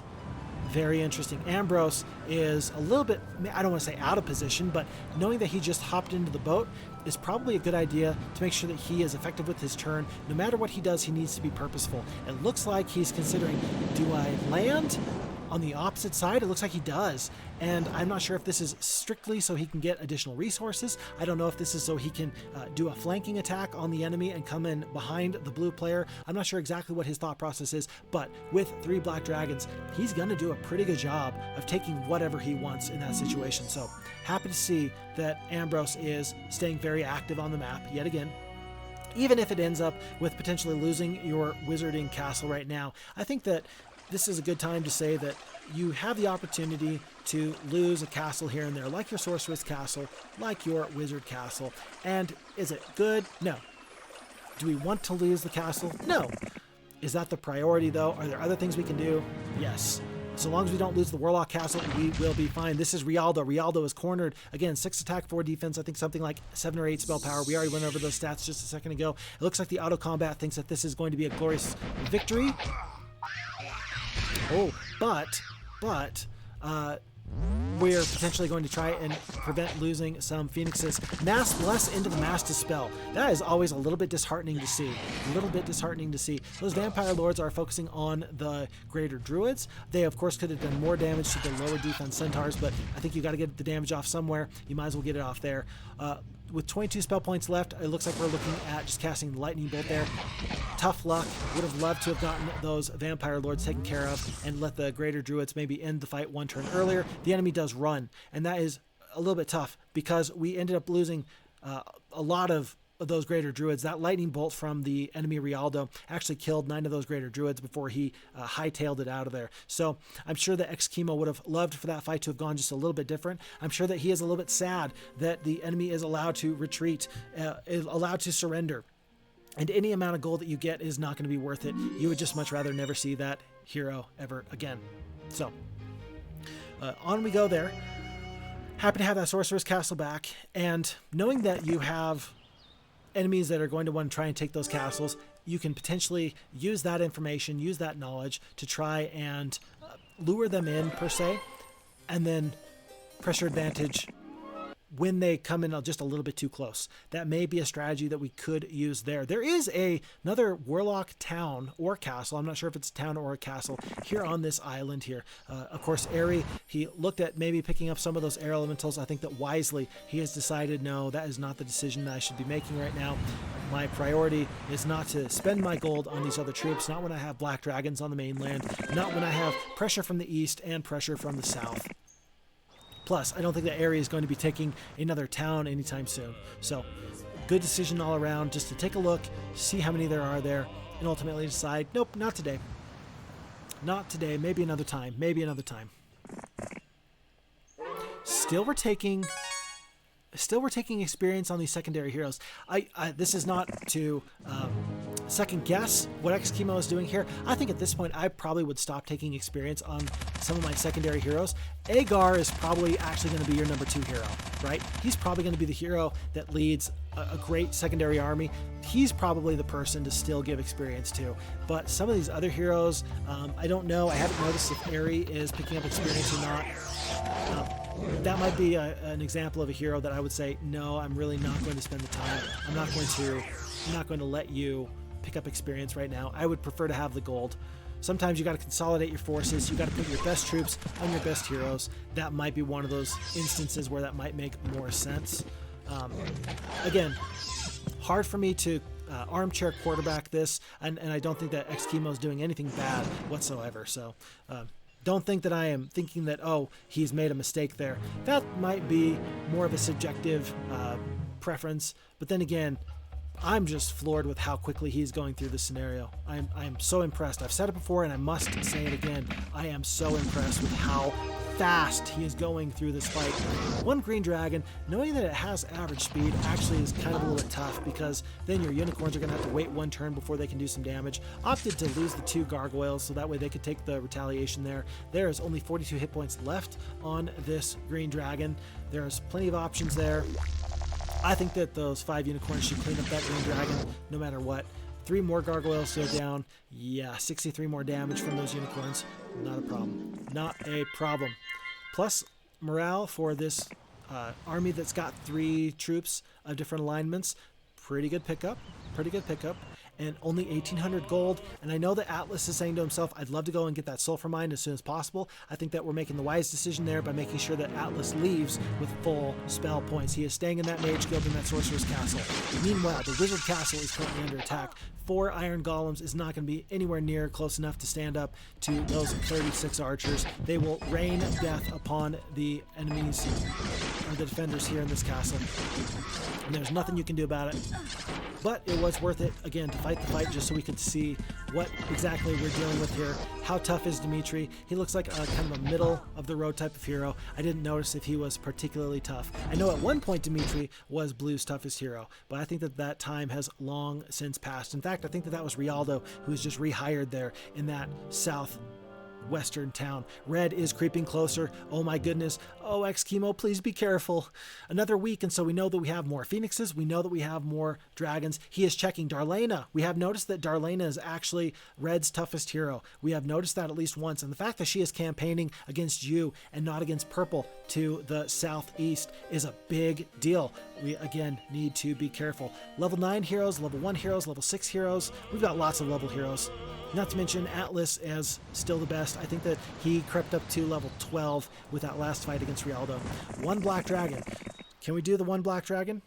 I think that 1 black dragon will defeat Dimitri. XKimo seems to think so, and I'm inclined to agree with his opinion. I don't think that XKimo is going to start making rookie mistakes, as it were. I think that he's got a good grasp on this scenario. I think he knows exactly what he wants, and I appreciate very, very much the prioritization. I think that he's doing a good job of identifying threats appropriately and identifying what his win conditions are. Partially, we'd already talked earlier about not being too much of a problem to lose your wizard or your sorcerer's castle. That's an example of a bend but don't break type of attitude, knowing, hey, it doesn't really matter if I lose this castle right now or not. I will have the opportunity to take it back. I will be able to do some other things, and that is really, really reasonable. If you say to yourself, I can't lose a castle ever, that's going to hurt you. It's best, I truly think, to do better than that. It's better to not have that inflexible, rigid attitude. And so good flexibility here from XKimo. I think that he sees those phoenixes there. Those phoenixes were guarding a bunch of treasure chests and the arm of the martyr. I think that that is a poisoned apple. I don't think any hero of his wants to have that negative undead morale penalty, at least not until maybe your other hero, maybe Agar, will be the one to lead some undead troops. Very interesting. We got Wizard Castle, Knight Castle, Sorceress Castle, a couple of towns, barbarians. Yes, yes. Knights in the bottom right, one other warlock, one wizard, and then one necromancer castle to the east. Okay, yeah. So there are, let's see, 4. Here, hold on. We're just going to pause this real quick. We're going to pause this just so we can all be on the same page here. We've got the castles that we've kind of seen in our general area.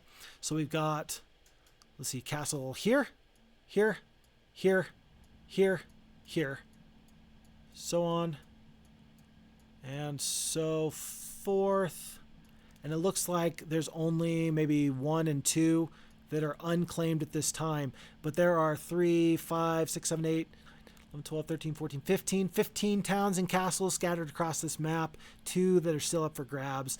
That is pretty interesting to see this playing out there. That is a good time for that view town spell. Could not have come at a better time. So excellent to see that. Good job making good use of your adventure map spells. That's something that I think differentiates good players from great players, is using those adventure map spells, because you can learn so much. Even if you take just a quick peek, you can learn a lot from a view hero spell. You can learn a lot from the view town spell.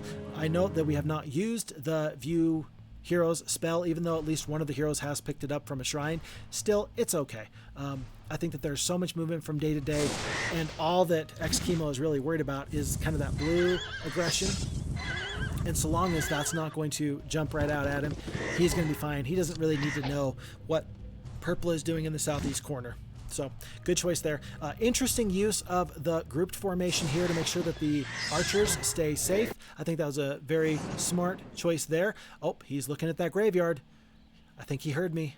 I think he knows that Phixfox wants him to take it, but he says, no, I cannot beat 100 zombies and friend. I don't think that you can either. I just really wanted to see you try. At this point, I think that he can get pretty much any fight he wants, and that's just a good time to be aware that, look, I feel like I've got a lot of momentum, and objects in motion stay in motion.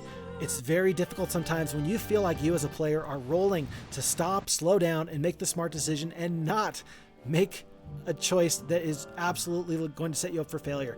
Good job of being aware of what each hero's individual strengths are. And in that case, I think that's right. 100 zombies, when you look at it that way, zombies or mutant zombies, it's just too much. That's so many hit points that you would have to deal with. That's basically 2,000 hit points that you would have to chew through with those 33 archers. That's just too much. Just too much. Atlas continues to kind of clear this out. I'm interested to see if he's going to use Atlas's logistic points to go that way and get that experience, or if he's going to instead have another hero just pick up the gold. Again, we know we need gold.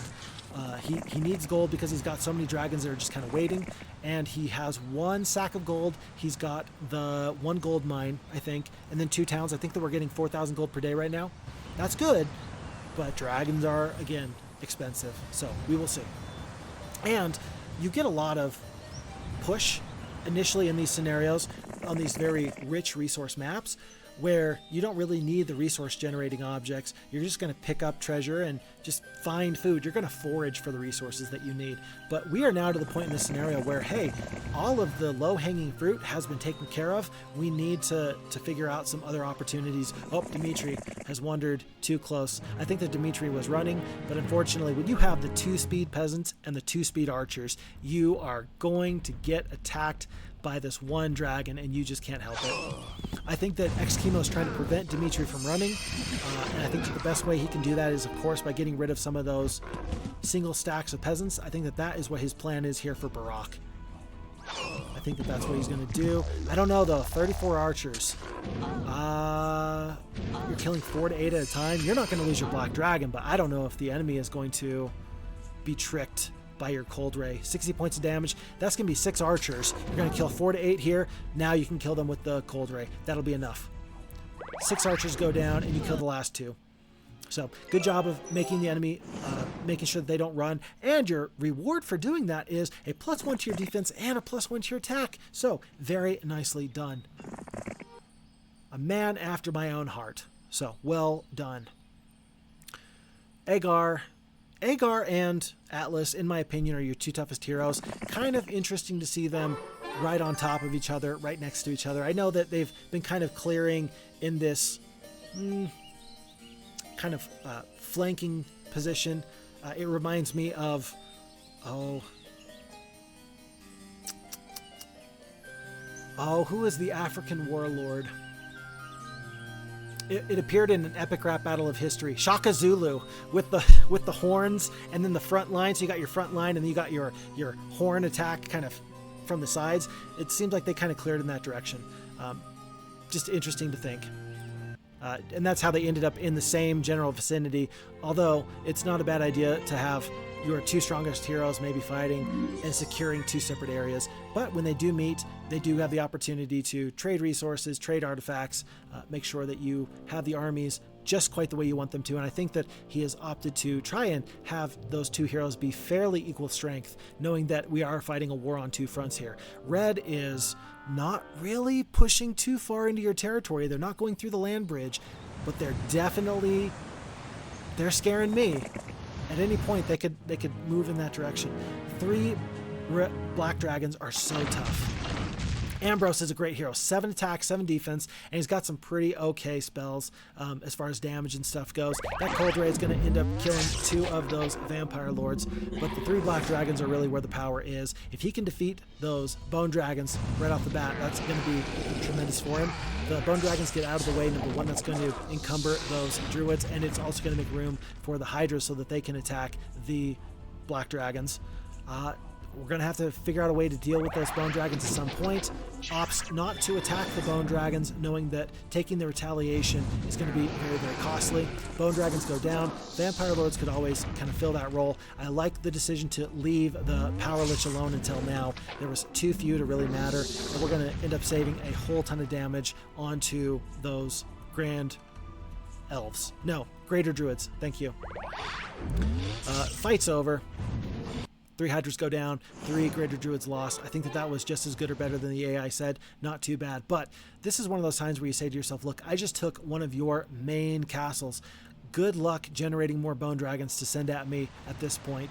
And this kind of, again, flanking motion that Ambrose has done is going to secure the southern border. Any enemies that try to run must go by sea. They're going to have to run via boat.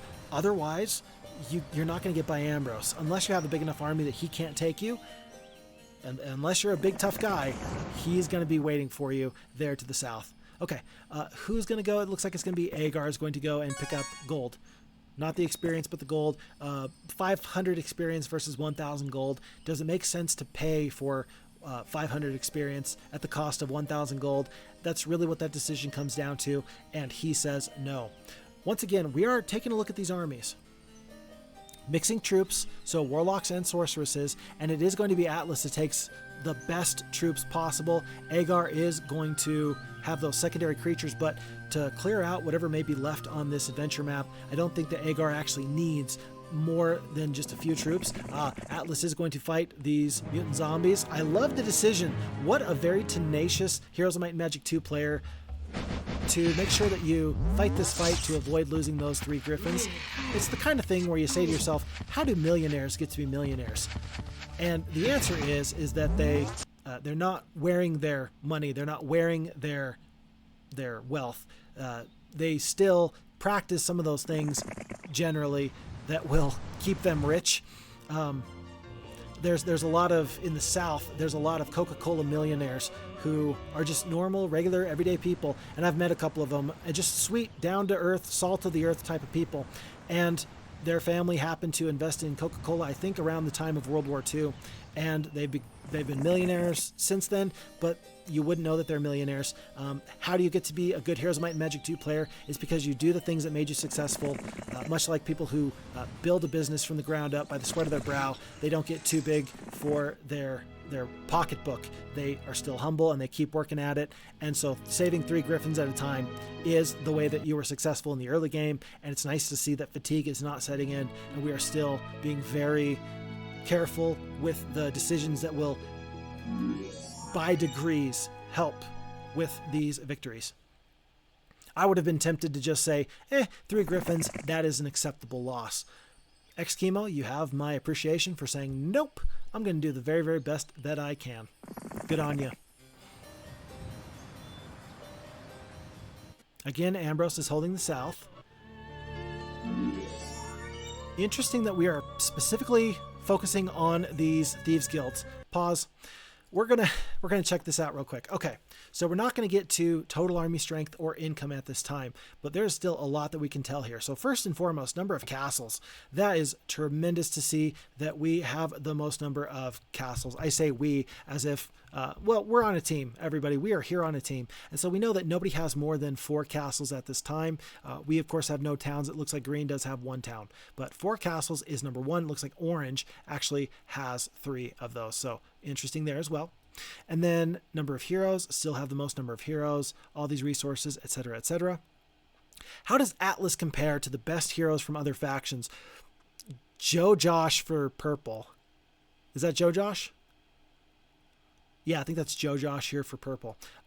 That's actually a pretty good hero there. 9 attack, 2 defense. Definitely a barbarian, speccing highly into that attack skill. I'm guessing that because he is still primarily attack skill, I'm guessing that he is probably less than level 10.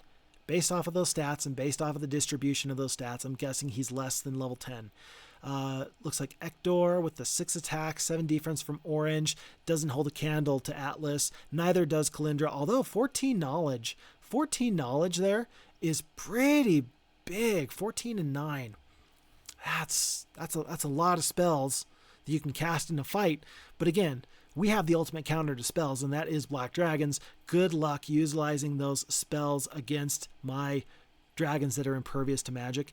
Then looks like green and blue. Yeah, nothing too scary there. Gwyneth with the 10 defense. Pretty good. All in all, it's not like these heroes are bad. It's just Atlas is just that good, and that is what I like to see.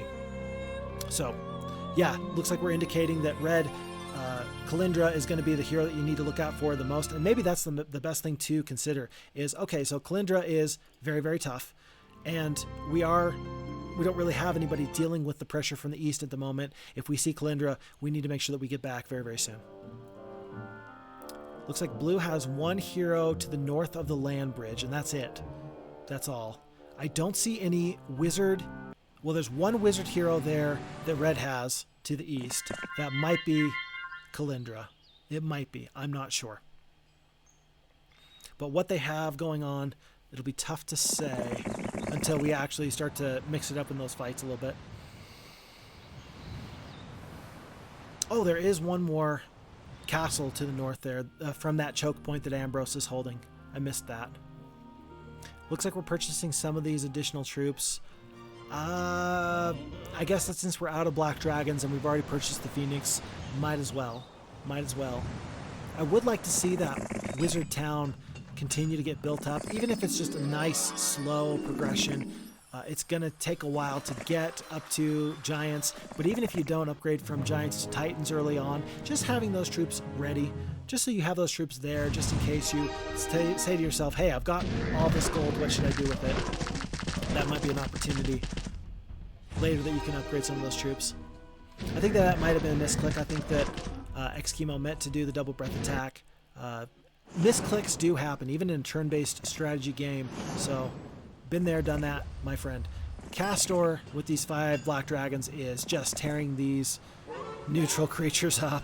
I would be so scared if I was an orc right now. +2 with the Mage's Ring. And then, what is Ari going to do? There's some things out here he can get. 1,500 gold. Is he going to land? Oh, I'd be so scared to land. It looks like he used Ari's scouting ability to see if there was an enemy hero who could potentially reach out and grab him. And he determined this is an acceptable risk. I've seen enough of the southern border there that I will land. And it is a better decision than not. It is a reasonable decision that should work. Hold on. Pause. We got to go back. We got to see that one more time. For the purposes of analysis, this is one of the first times in a minute that we have seen our kingdom tab here. So, just so we are on the same page, you and I, we've got a wonderful amount of resources here. Let me move my camera out of the way just a little bit. That's going to be 4 sawmills. That's going to be 2 alchemist labs, 3 ore mines, 3 sulfur mines, 2 crystal mines, 2 gem mines. So plenty of resources coming in. We've also got 1 gold mine there, not to mention it's also keeping track. It's noting that we do have the sack of gold for an additional 1,000 gold, and then 350 gold on top of that. I believe that that's probably from estates, from separate heroes, probably 1 with advanced and 1 with basics. Yes, it looks like Ari is the one who's got the basic estates right here, and then it's probably going to be 1 hero that I cannot see at this time. If I had to make a guess, that would be what it is. So gold per day though, this is pretty massive right here. Boop. Okay, that was terrible. Sorry. Boop. 7,850 gold per day. Do you think that matters? I think that matters. I think that matters in a big, big way. And of course, we got these good heroes. It doesn't actually show us here right now what their levels are, but we can tell just from their skills that they have that they're pretty darn well upgraded. So resources, or excuse me, artifacts that we probably need to combine, probably get this Mage's Ring onto somebody else. It's not bad to keep that +1 morale here for Ambrose, although he might be leading some necromancy forces soon. Might want to get that on somebody else. Otherwise, things are looking to do pretty well here so far. Yeah, very glad that we hit the kingdom tab here. Every once in a while, it helps me anyway, kind of get a good grasp on what's going on and help figure out what the priorities are. So, a lot of good tools here. XKimo's thinking about it. He says, hey, I've only got 3,500 gold. Is it worth it to get the cliff nest? He decides, yes, it is. And the kingdom and infrastructure management portion of Heroes of Might and Magic 2 can never be overlooked. You can never overlook the value in being excellent at getting your castles appropriately situated, making sure that you are able to generate the gold necessary and prepare yourself for the future. When is the best time to plant a tree? Of course, the answer is, 20 years ago. The next best time is to plant a tree right now. I think that we are seeing already that XKimo has planted trees a long time ago, and they are already bearing fruits. So very nice to see. We do see Kalindra from Red. She is, again, their primary hero in the east, and they are not too far away from Kastore, but he does have those 5 black dragons. Ambrose here, with his 3 black dragons, is going then after this enemy hero now. I believe that this is Aragon. 80 points of damage on the Cold Ray. Not too bad. Very nice use of the Dragon Slayer. That should be I believe it's a +5 to your attack skill when fighting dragons. So pretty darn good use there. I'm happy to see that. And really, this fight, so long as you don't lose any of your greater druids, you're feeling just fine about this fight. I think that you might want to be worried about the enemy casting a spell against your druids and then running. Can you kill all 45 skeletons here? You can. No losses. Picking up the golden bow. Good job, Ambrose. He is doing a tremendous job. Although there's still much to be explored there to the south, this might be an opportunity where it wouldn't be a bad idea to pick up another hero there in the Necromancy Castle just to send them south. I know that they're going to get destroyed immediately, and yet whatever information you can get to the south that might be useful. The biggest argument against that, I would say, is yeah, but right now I'm so low on gold anyway that I don't think it's really worth it to use the 2,500 gold to just lose a hero that quickly, and I would agree with that. Just an opportunity. There's some possible things you can do out there. We see green. Green is here on this major island. I shouldn't call it an island. It's a continent, and it is in fact connected to our continent. And otherwise, I think that once we take that Warlock Castle to the southwest, I think that then it might be time to turn our attention back to the west.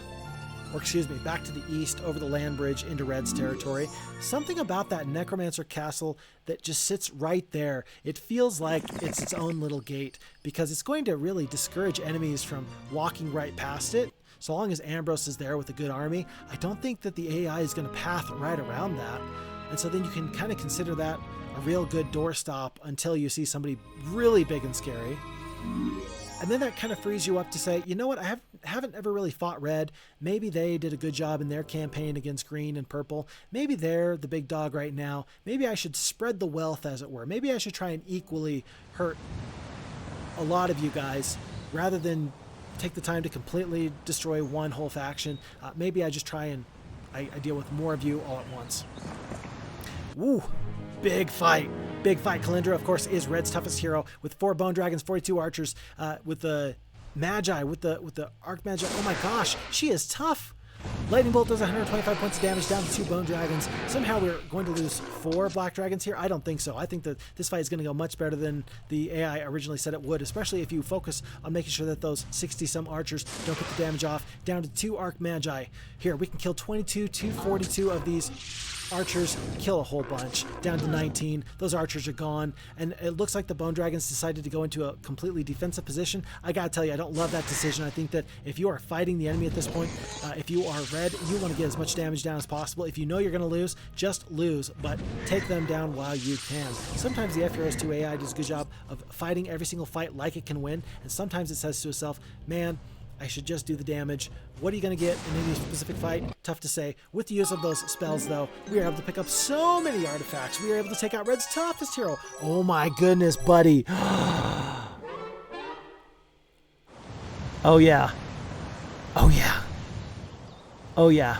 That feels good. You might have even missed out on one artifact, which nobody should be mad about, because you had your spellbook and you had one artifact there. I think that you already had the Black Pearl from earlier.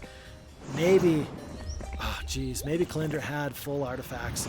That was probably the most artifacts I've ever seen transferred over in one go. That was awesome. That was very nice.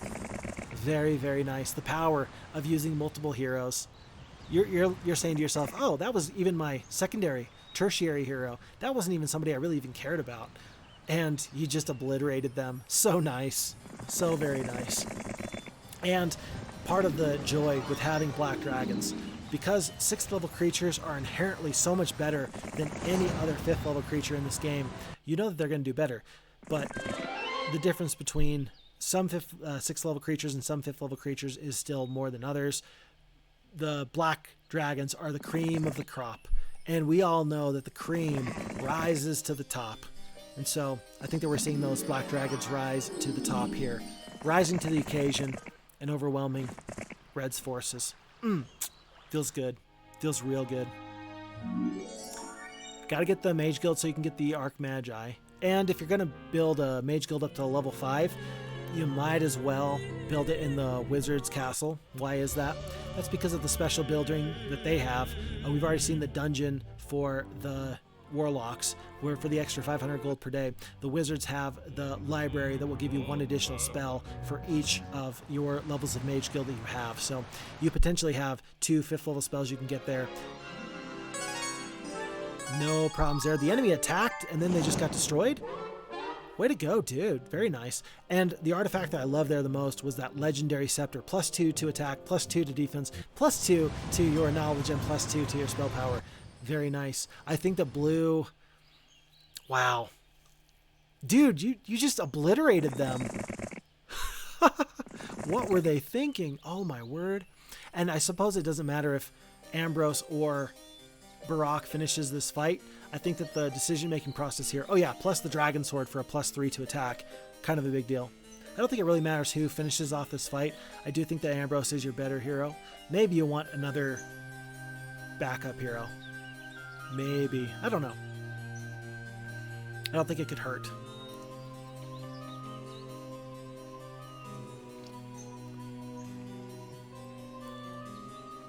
Tell you what, I requested that these videos be 3 hours or less, and the real reason I did that is so that my voice can hold up.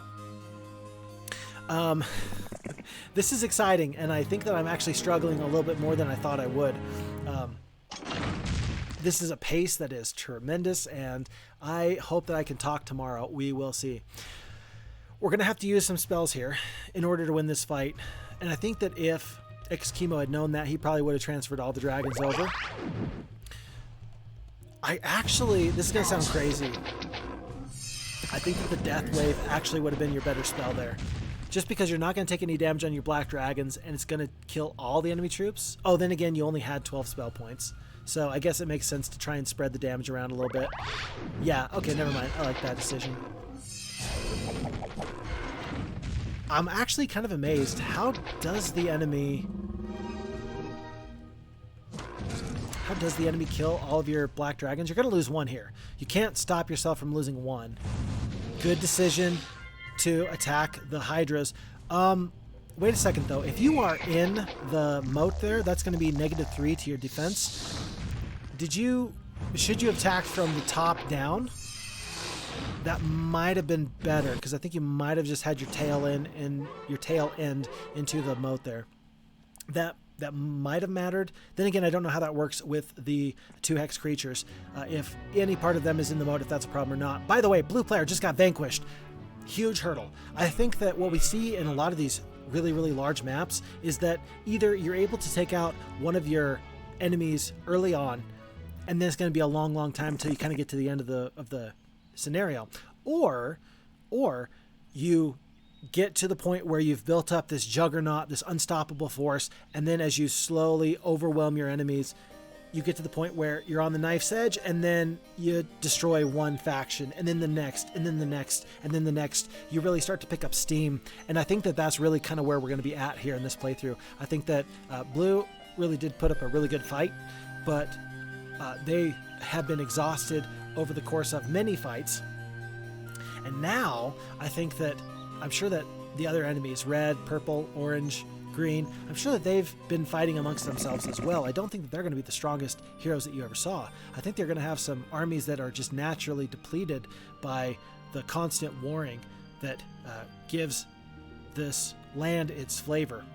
And so it may be that with these black dragons that we really see the XKimo overwhelming his rivals. I think that that's what we're going to see pretty quickly. Master spell for the 3rd level Mage Guild is a good spell. One of those spells that you're happy to have, and it was already used once to great effect against Atlas when he tried to cast that Mass Bless.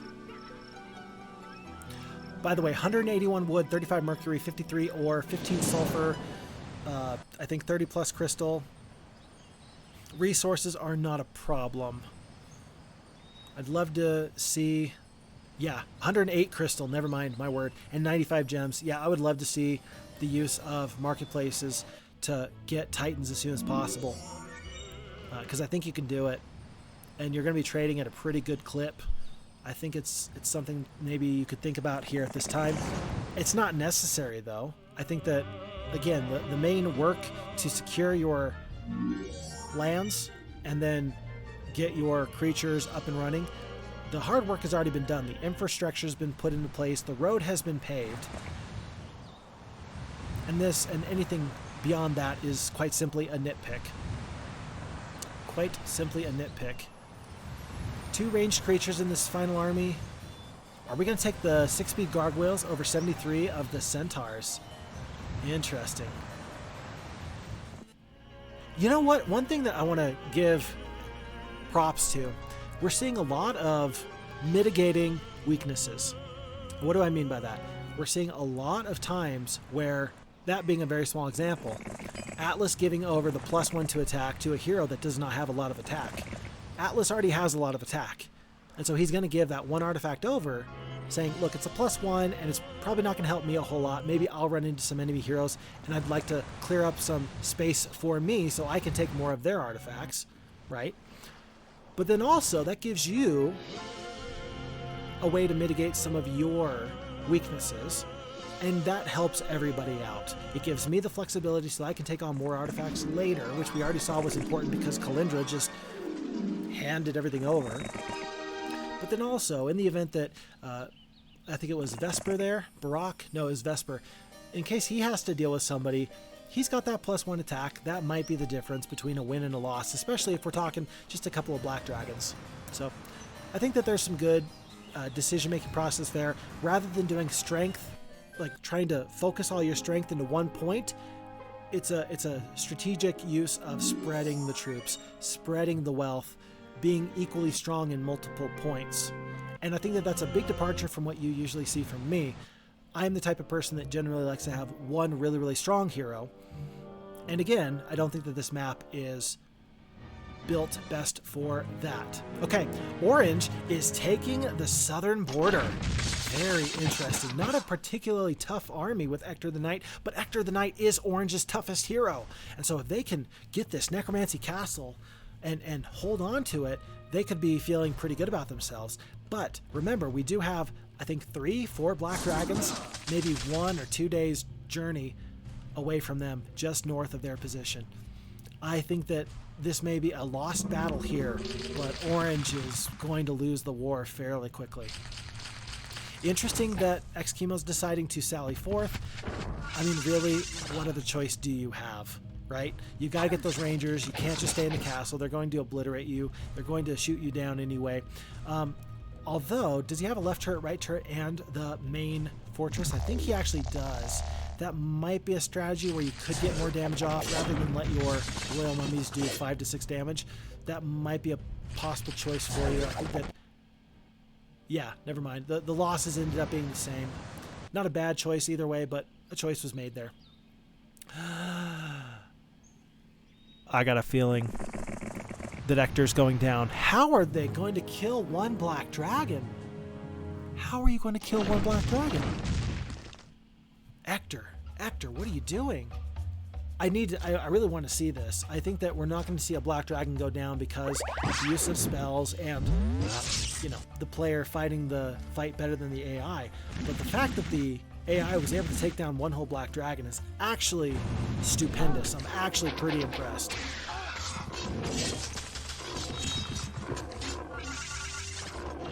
Because it's a knight against a knight, and so we're talking 27 attack, 23 defense on those black dragons, and Ector I think was like 7 and 8. It's not going to be that big of a deal, like not that big of a deal, and I don't think that I'd be super worried about these troops here.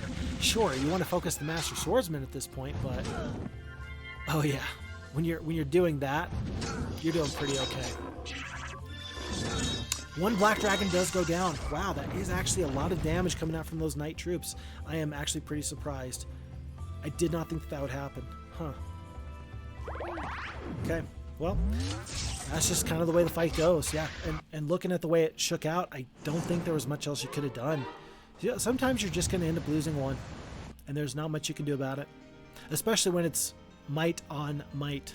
So, it is what it is. We had talked earlier. Ooh, hello. Aragon the Barbarian. We've seen you before, buddy. Good job keeping an eye on that and picking up some nice heroes where you might be able to get them. We've talked already once about maybe sending a hero from that Necromancy Castle down south along that road to explore.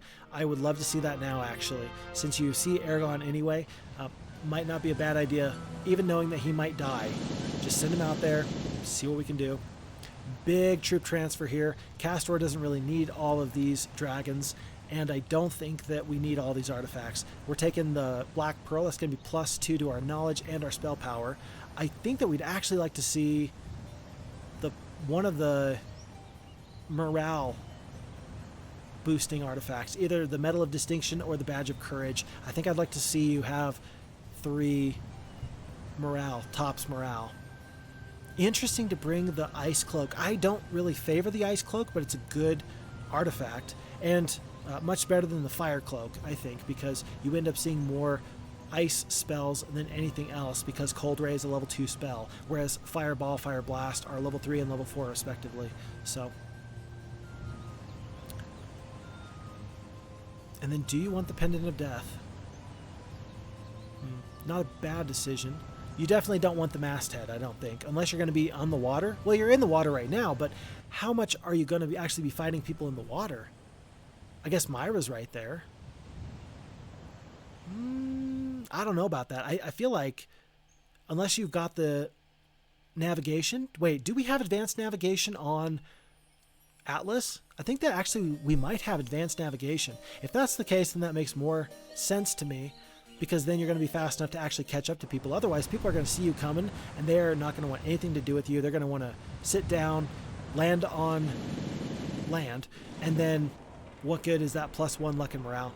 Ultimately, again, backseat driving, probably not a good thing. And again, XKimo has acquitted himself quite nicely. I don't think it's really necessary for him to say, yeah, this is what Phixfox thinks, but I don't really care. Because what you're doing, buddy, is working out just fine. So, oh, and I misread that completely. Kastore is going to keep his 4 black dragons. I agree with that. That way you do have Atlas who can stay in the water no matter what, and Kastore can clear out any heroes that are coming by land. The big fights have already been done, not a problem. We did have to land there, by the way, with Aerie just to see what that artifact was. There was an artifact. I would love to still see FHeroes2 implement something that you can right-click on an artifact and it will tell you what the artifact is, just for that exact reason. Because if you don't know what the artifact is, it's kind of tough to decide whether or not you want to go out of your way to pick it up. And there's many times where an artifact might be hiding in the shadow of a mountain range or in the tree line. And decision-making process is a big deal. Maybe a map designer would design an artifact in that exact position just to mess with you, just so you have to commit resources to go and get that artifact. Then again, if I can see it on the adventure map, usually, it seems a little strange to make me suffer now. Okay, I am a little bit surprised. XKimo's deciding not to build the Cloud Castle. I think it's actually day 1, though. Are we on to day 2? Picking up Aragon. Great choice. I love it. I love it. If this is day 1, then that decision actually makes a lot of sense to me. Because then you're saying to yourself, look, there's a lot of things I need to purchase. I got things to spend my gold on. And then, like dragons, and I'd rather have dragons now, and then by day 7 of this week I can pick up what I need to. That makes a lot of sense to me. Every single time I have seen a hero go to one of those arenas, we've always taken the spell power. I think every single time it's a might-based hero, I've always seen you go for spell power there. That's an interesting decision to me. Again, covering up your weaknesses. Rather than improving your strengths, that is covering up your weaknesses. Month 2, week 3, day 2. And so it was day 1, and that's why we didn't get the Cloud Castle there. It wouldn't have mattered. We can still get the Cloud Castle in 6 more days, and we'll be just fine. We restore that mine that was haunted to a gold mine. That's an extra 1,000 gold. We're probably somewhere in the 8 to 10,000 gold per day range. That's a lot of cheddar. That's a lot of cheddar. And the enemy did summon that boat, but they're not hopping into it just yet. That observation tower looks juicy, but it is just too close to enemies. It's too risky. Aerie's been a tremendous hero. He is much more useful to us now as a scout than as a dead possibility of getting that observation tower. Because if he lands, he will die. There's not going to be any retreat for him. I don't think he's going to do what Kastore did 2 months ago and barely escape the enemy. Possible, but not worth the risk. Okay, and it is going to be Ambrose that sets off. Oh, he finds that stables there. Very interesting. +1 to our defense here. Good. I've said it before, I'll say it again. I am impressed with the ability to make the most out of your logistics points. I am so impressed. Because I know that by now I would be worn down, I would be flagging, and I would say to myself, look, I'd love to be tip-top all the time here. But if you've seen my playthroughs, you know that for the first hour I'm pretty fresh, and then after that I really start to struggle. And one of the first things that you see happen when fatigue sets in is generally players are not very effective with their heroes' movement points. And this feels, again, the word is cerebral. It doesn't take thought, it just happens. Very, very impressive to see.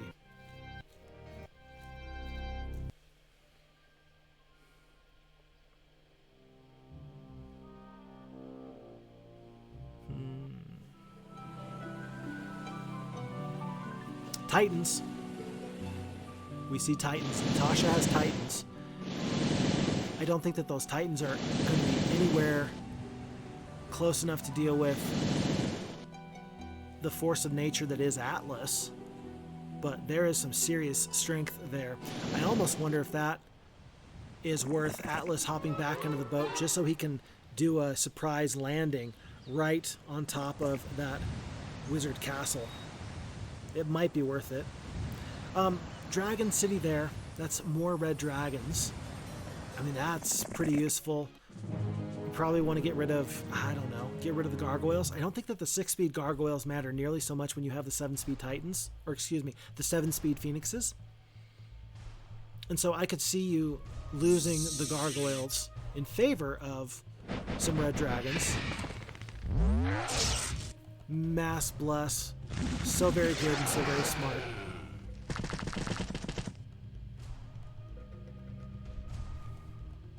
Checking your damage, saying, am I going to be able to kill one creature here? Making sure you don't set yourself up for a bad flame breath attack. One Phoenix does go down. Acceptable losses, truly. And again, the reason why you're going to mitigate so much damage is because the Mass Bless, you're going to mitigate damage by killing so many enemies before they can actually hurt you. 7 Greater Druids, 1 Minotaur King. Mass Bless, yep. That'll kill the 1 Black Dragon. That'll kill 1 Red Dragon. I would probably keep the Gargoyles back. I know that you're going to do that, and you're going to make the Green Dragons Flame Breath their friends, but, well, I guess you're going to get rid of the Gargoyles anyway. Never mind. Gargoyles are the first enemy, or the first troop out, so you might as well let them take the hits, take the retaliation for you. Yeah, I think you're going to see them, yep, dismiss 3 Gargoyles. Good choice. Good choice. For 2 Red Dragons, no question. Level 15, Barbarian Atlas. These forts for the +1 defense, mercenary camps for the +1 attack, I still think that you want to pick those up right now. I still think it's going to be worth it to go out of your way for them. Maybe not so much the knowledge, maybe not so much the spell power on the Atlas. I think you probably have enough as a barbarian. You probably want to get as much knowledge as you can. Like, if it's anywhere nearby, yeah, of course, you still get it. But I could see being a little bit more careful with the logistic points that we have. Because there's an opportunity maybe for some timing attacks, knowing that the enemy does have some titans. The more weeks that you allow them to grow, the bigger of a struggle you can potentially be in. It might be a good use of the sea here. Pick up maybe a sorcerer's hero who's got navigation. And then on day 1 of the new week, have them hop into a boat with a full week's worth of dragons, maybe some phoenixes you've picked up from the other towns. And then travel by boat, because you can go so much faster, to meet up with your main hero Atlas to do the resupply. That could be worth your time. And this is a point where I would hit Q just to end the battle. I do like to see the battles through to the end. It's nice to see this from a viewing perspective. Maybe that's something that I need to do differently in my playthroughs, is I need to make sure that I fight all these fights to completion. Because it can be a little bit jarring for a viewer to see this battle and then not really see it finish up. Hold on, pause. Very important, and I just know that XKimo is so fast on the trigger. So, this is very important. Yellow is the best in everything. What do you mean everything? I mean everything. That is so nice to see. Who is the second best, though? As far as income goes, it's going to be orange. As far as total army strength, it's going to be green. And green is actually more to the southeast corner than anything. They're probably the furthest away from us. That's a little bit concerning. Their best hero is going to be might-based. Their best troop, though, is just the Cyclops. A little bit interesting. But yeah, 8 attack, 11 defense, plus the spell power and the knowledge. Pretty good. Pretty good. And then other things to concern ourselves with. Wow, look at that. 16 spell power. Let's see how good of a job that does against black dragons, though. Unless they have like the Orb of Inhibition. Is that what it's called in Heroes 2? Unless you have the artifact that ignores magical resistances, then that 16 spell power is going to look pretty foolish against a whole horde of black dragons. And then the last thing to look at is this. Everybody's got good troops. Everybody's got armies that you got to be worried about. And it's still, you know, would I rather have Titans or Dragons? I think especially if you're a hero that is might-based, as Atlas is here, I think that you do want to have the black dragons because the Titans, they're good. They're good, but they can still be affected by some spells, and that is potentially a weakness. Okay, on we go.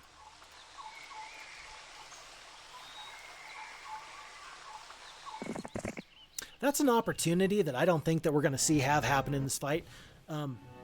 We're walking right by the obelisks. We don't even care.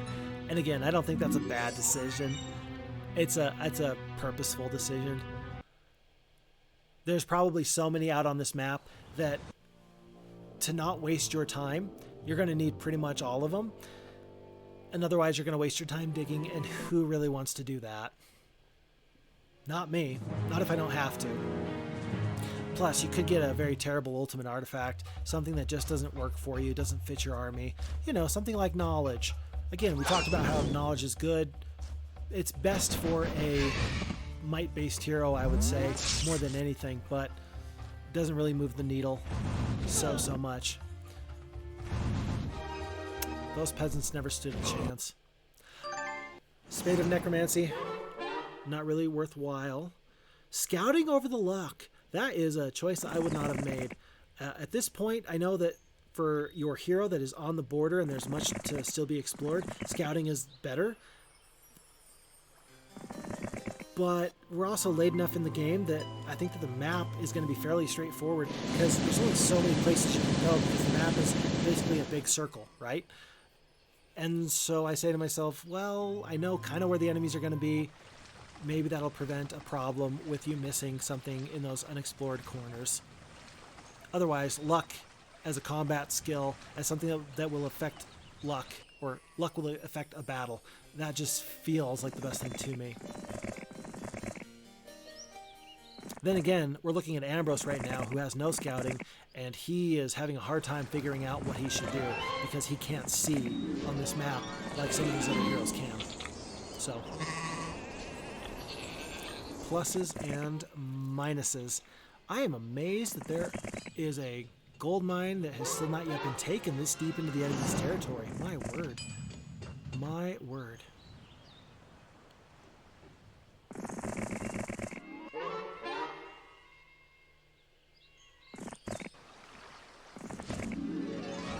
Still picking up windmills.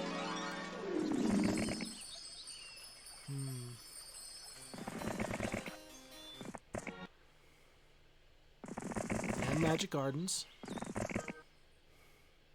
Tell you what, if I'm Aragon though, I'm feeling pretty good because last time I was out and hired to represent a lord and liege, I ended up dying because I didn't have enough troops to support me, and now I've got 3 black dragons under my command. Feels pretty good. Feels really pretty good. And even though we can get the upgraded Cloud Castle here, I think it's a good decision to wait.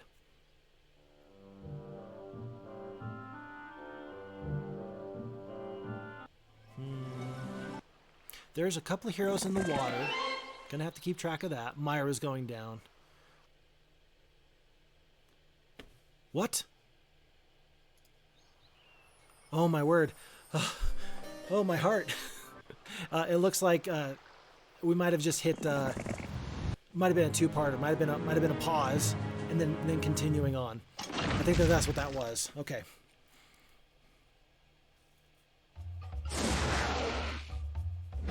Everybody's making sure the Phixfox is still here. Oh, I'm still here. I'm still here.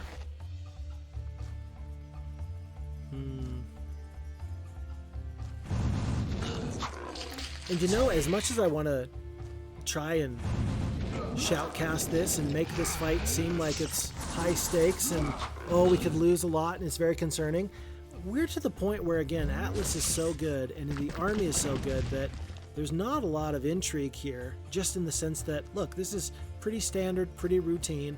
There's been some very important, very critical fights already. Don't get me wrong, this just isn't one of them at this point. In large part because I think that the outcome is pretty well decided. Yeah. Probably stay in the Mage Guild overnight. View all. That's interesting. Do you... Well, I guess you don't have the wisdom for it. You've got the basic wisdom. Wow, that'd be so good if you could get the advanced wisdom so you could get the mass slow. Are we going to stay or are we going to go? I guess we're going to stay overnight. No enemy heroes behind you, but one in the water. And when I say behind you, I mean nobody in that upper northeast corner. From that castle that we've just taken and back to our starting warlock castle, there's no heroes. They're just waiting there. We do not wait for the spell points. We set off. I'm wondering... I mean, it's probably a good idea. It's probably a good guess to say, look, I'm probably going to run across at least one magic well. And then again, I'm Atlas. I don't really need the spells anyway.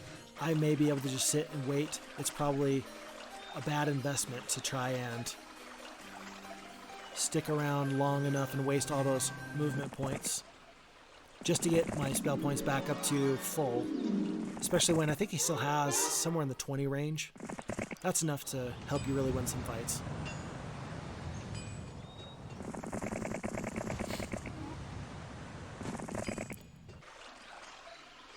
And I think that we are going to see that strategy that I talked about a little bit ago.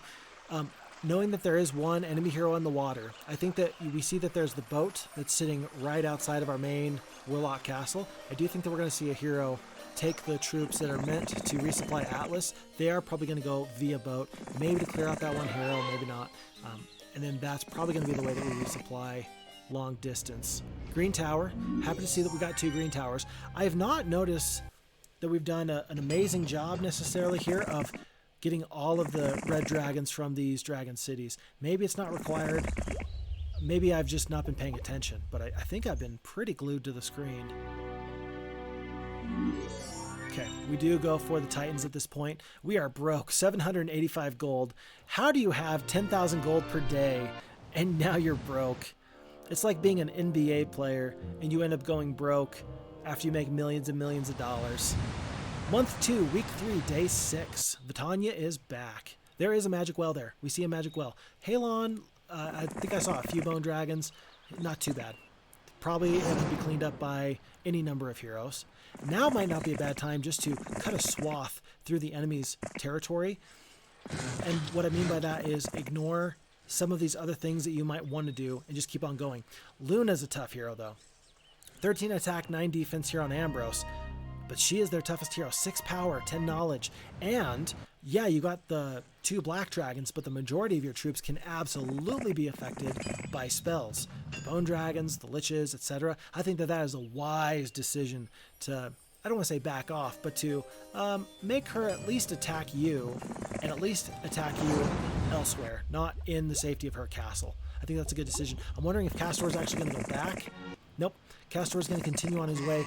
I'm guessing that Halon is going to actually land in between our Warlock starting castle and that Necromancer castle to the east that we picked up.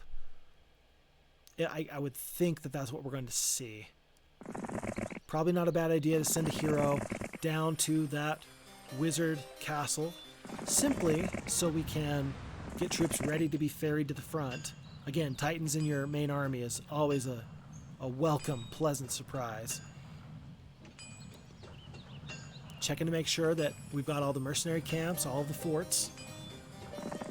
It was Month of the Rock not too long ago. Hey, they're just free experience at this point. Call that barbecue chicken. Oh, I just made myself sad. Alright.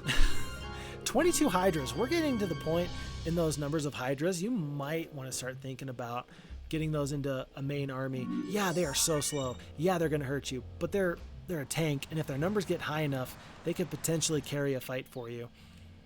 It would not hurt my feelings if the answer is no. I could absolutely see saying, yeah, we will take them eventually, but now is not the right time. I don't think that's a bad decision.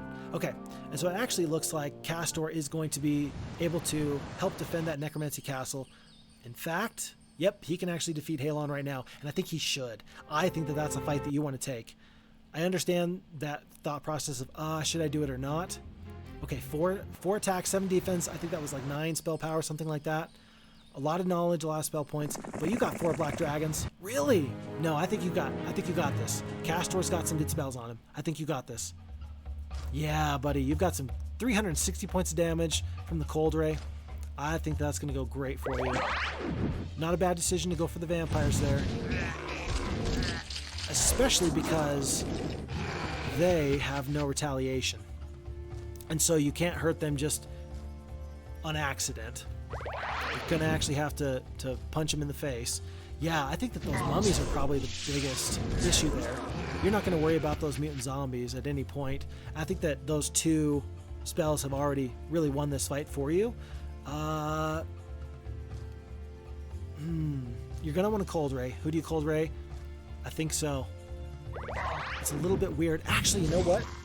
It might not have been a terrible idea just to Cold Ray the mutant zombies. Oh, buddy. But now that you've got the good luck coming through, you're doing just fine. And the only reason to Cold Ray the mutant zombies is, well, you make good use of the ignoring their defense with those Cold Rays. By the way, notice that there was the 2 instances of good luck in a row from those black dragons. Those poor mutant zombies just obliterated.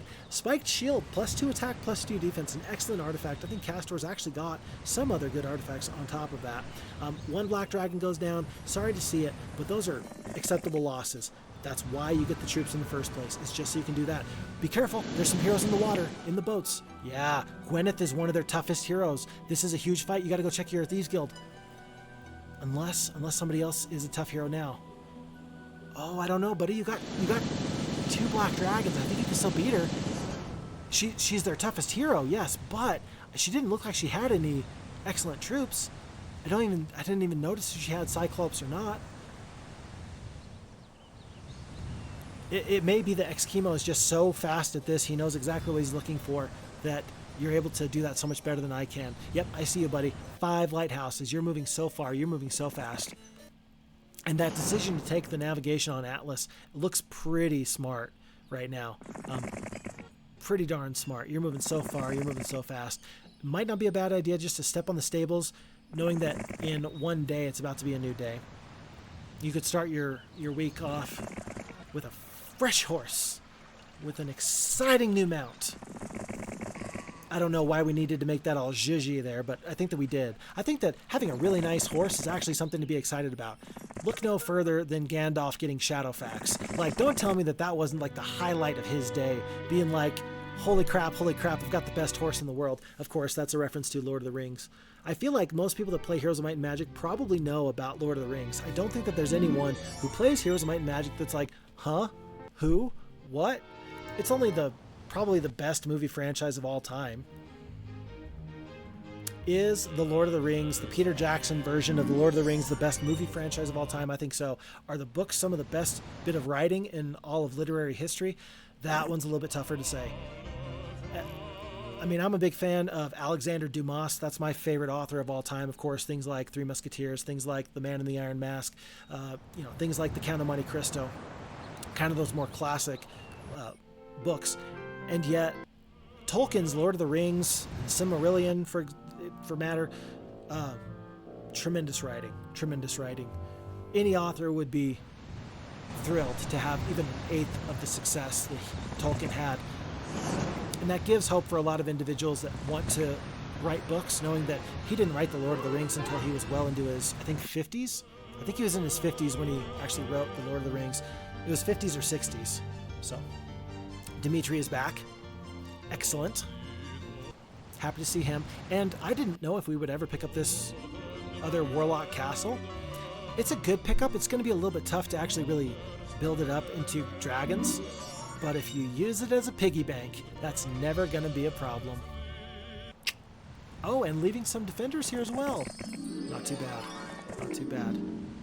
Alrighty. This is actually going to be a pretty big fight.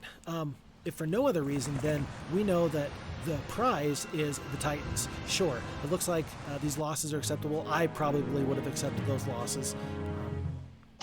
But it doesn't hurt my feelings that you didn't. It's day one, so you're immediately going to want to make room for some Titans. I think that getting rid of those Crater Druids actually is the very best thing for you. You're going to leave them behind as defenders in a second anyway. I got to tell you, walking the 20 Minotaur Kings right into the moat, a little bit of an interesting decision. Holy crap! Buddy! Holy crap! Holy cow! Wait! And pause.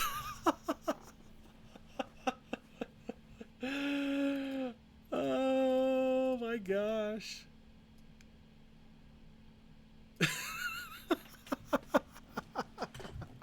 That feels so good. Holy cow.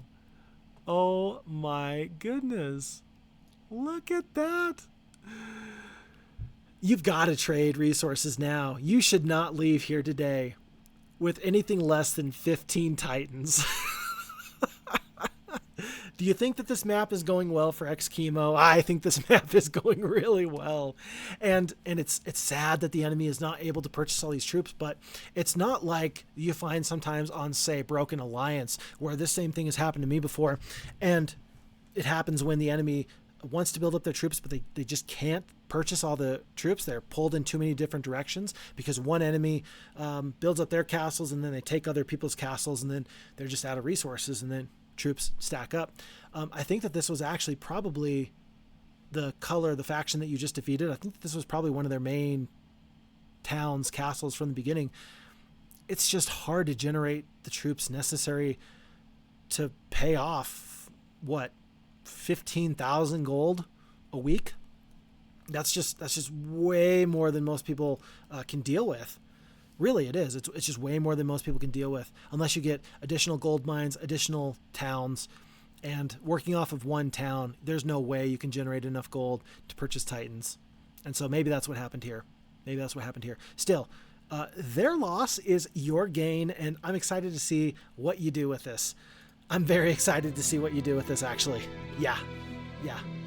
I hope to see a lot of trading happening very, very quickly. There's 5 Titans. Oh, we're getting rid of the dragons. Really? Oh, yeah. Oh, that feels good. 114 crystal. Oh, yeah. We're trading at 200 gold per precious resource. Oh, yeah. Just don't trade your gems. That's the one thing you can't do. How many does that get you? That gets you 9. And there's still more to be had. Probably not a terrible idea just to wait, to be honest. I don't think it's going to be bad for you to save a couple of Titans there just to make sure that the next hero that comes through, nobody's number one going to take your castle from you, so long as you got defenders like that in there. Number one. And then number two, next time a hero of yours comes through, they've got some nice troops to make sure that they're going to be supported fully. Red dragons, just a little bit up to the north of Kastore's position there. It looks like they were just guarding treasure chests, but there might have been a little bit more. Tough to say. Funny how this map can still hold some secrets even this far into this playthrough. I think, though, that this map has just been blown wide open, and I'm excited to see its conclusion. I feel like we can all tell. I think we can all tell that was a little bit of a game-breaking moment there, and I'm all for it. Well done. Well done. In fact, this is probably the time where I would stop using my secondary and tertiary heroes. Again, differences in style and opinion. Every single turn, should your heroes move somewhere? Yeah, absolutely, probably. And I worry, maybe you're doing that just because you know that people are going to watch this playthrough, and you don't want people to think, oh, hey, why is he doing this, and nitpicking you kind of a deal. I'm not going to nitpick you. You'll see me do it oftentimes where I say, my priority is this, and these other things aren't going to matter. That 2 crystal in the windmill, at this point, is it really going to matter? And the answer is no. It's just not. It wouldn't hurt my feelings if at this point you saved yourself the mental anguish. But then again, maybe you have more mental fortitude than I do. Maybe I'm just exposing that I shouldn't play for more than an hour at a time because I lack the mental fortitude to stay on my game, to stay sharp and shiny. Well, Vitania is going down. She runs, though. She runs. Red player's been vanquished. Okay, that's 2 players down. And thankfully, we got to be the ones to vanquish them. It's nice to know that we took out blue, and now we've taken out red, and we've secured more than half the map. So green, purple, and orange, they're still left. But those are the only players left. Those are the only players in this game. Yeah, even Ambrose has got so much experience. So much experience. Okay. Sulfur, actually really important to get that sulfur still. In large part because we still got lots of dragons to buy as well. And we did trade a lot of precious resources so we could get those titans. Yep.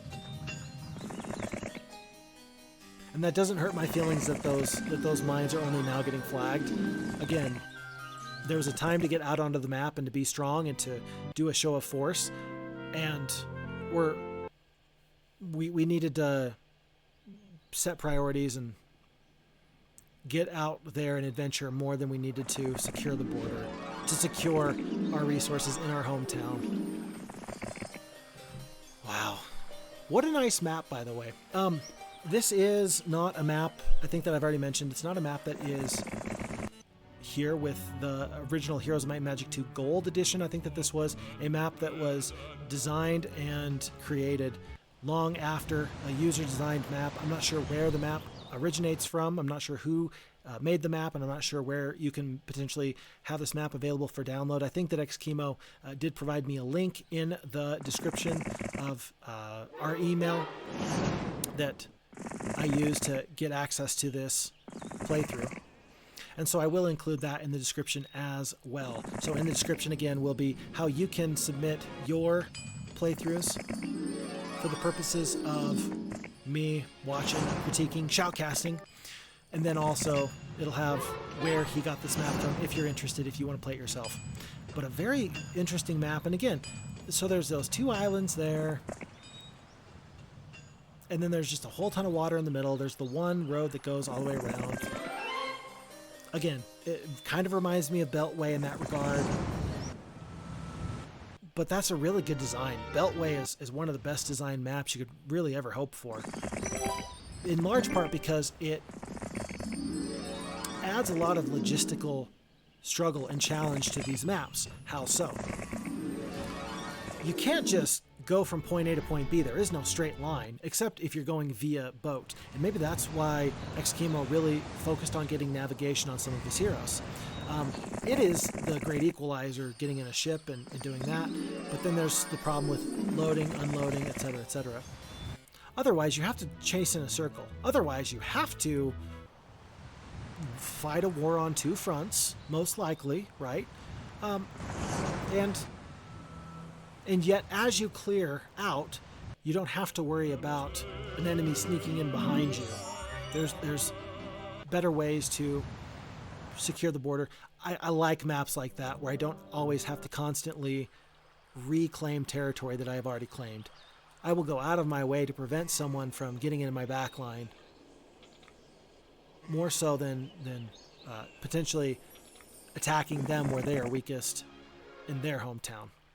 Again, maybe that's a point where we might differ, you and I as a player, but that's my general strategy, and that's where my preference is. It keeps things nice and neat and orderly, and everything has a box, and everything goes in the box, and then you kill Jacqueline, and it's great. Man, we are still fighting these fights. That one Minotaur King is grateful for you. You are a man of the people. If you are fighting every fight at this point, you are a man of the people. Your troops are grateful that you are their lord and liege, because they're saying, no, he's not going to abandon me. You're the kind of person that would probably resurrect true one single halfling, I'll bet you. And so all the halflings are going to sing your praises for years to come, and they're going to write songs about you. I am not that ruler, by the way. No, I am not. Okay. Okay. Good use of the view heroes there, by the way. Of course, just to kind of check, just to see where everybody was. And I think the purple, I don't know, purple might be still pretty tough. As far as troops-wise, they're not going to be tougher than you. I mean, those Titans are still tougher than anything that they can muster, I'm sure. But there's still probably some strength. I'm guessing that there's going to be at least one more big fight where the enemy still surprises us with how good of a fight that they put up. In fact, wouldn't it be amazing if we ended up having a situation where Atlas needs to run, something just goes a little haywire, and it's a little too hot to handle, and we have to admit that, oh, we really should consolidate all of our forces one final time for one final push. I think that would be interesting.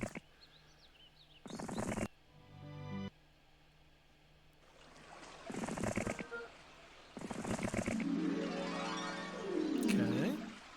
Did I see an orange player pushing into your Necromancy Castle to your southwest? Did I see an orange hero walking brazenly and boldenly up to you? I'm gonna have to double check. Well, we'll see when the enemy takes their turn. That might be a little concerning. Oh, you still have Titans in your wizard castle at home. You can purchase probably 3 to 6 Titans in short order, and you'll be just fine. Not sure what Aragon's doing. Not sure it really matters either. Okay, let's see. Yeah, they did take that Necromancy Castle away from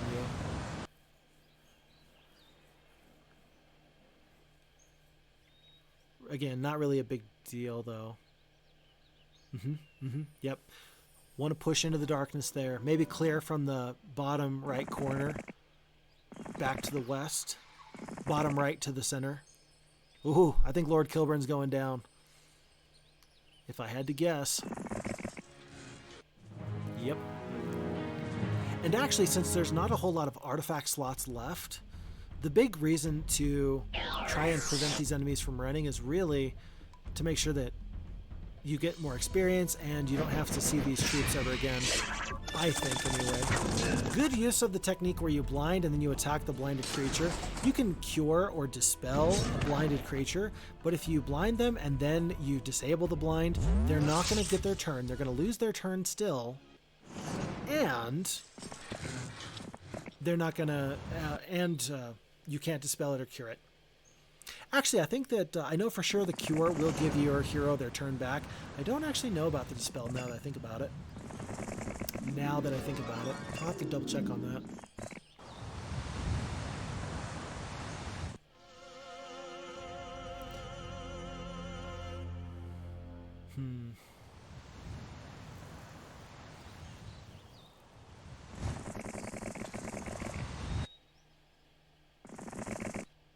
Okay. At this point, I think they're going to take these troops and go right back south with Barak. He's battle-tested because all your troops are battle-tested. All of your heroes have seen combat. I really want to see that Necromancy Castle get taken back. I just really don't want to see Orange get into your backline at all. I just see that being potentially very, very frustrating.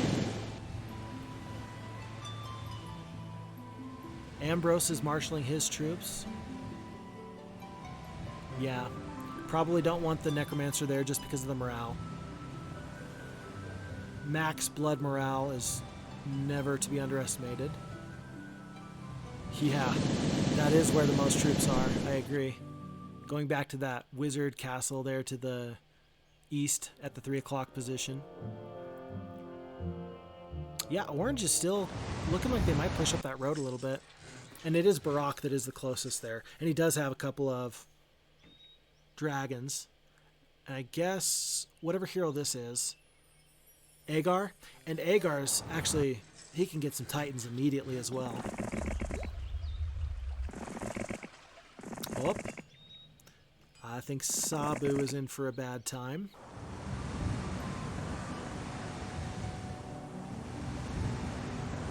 And I don't actually know how much of the sea that green has explored. I think it was red they picked up that other Magellans Maps. I don't know if green did the same thing.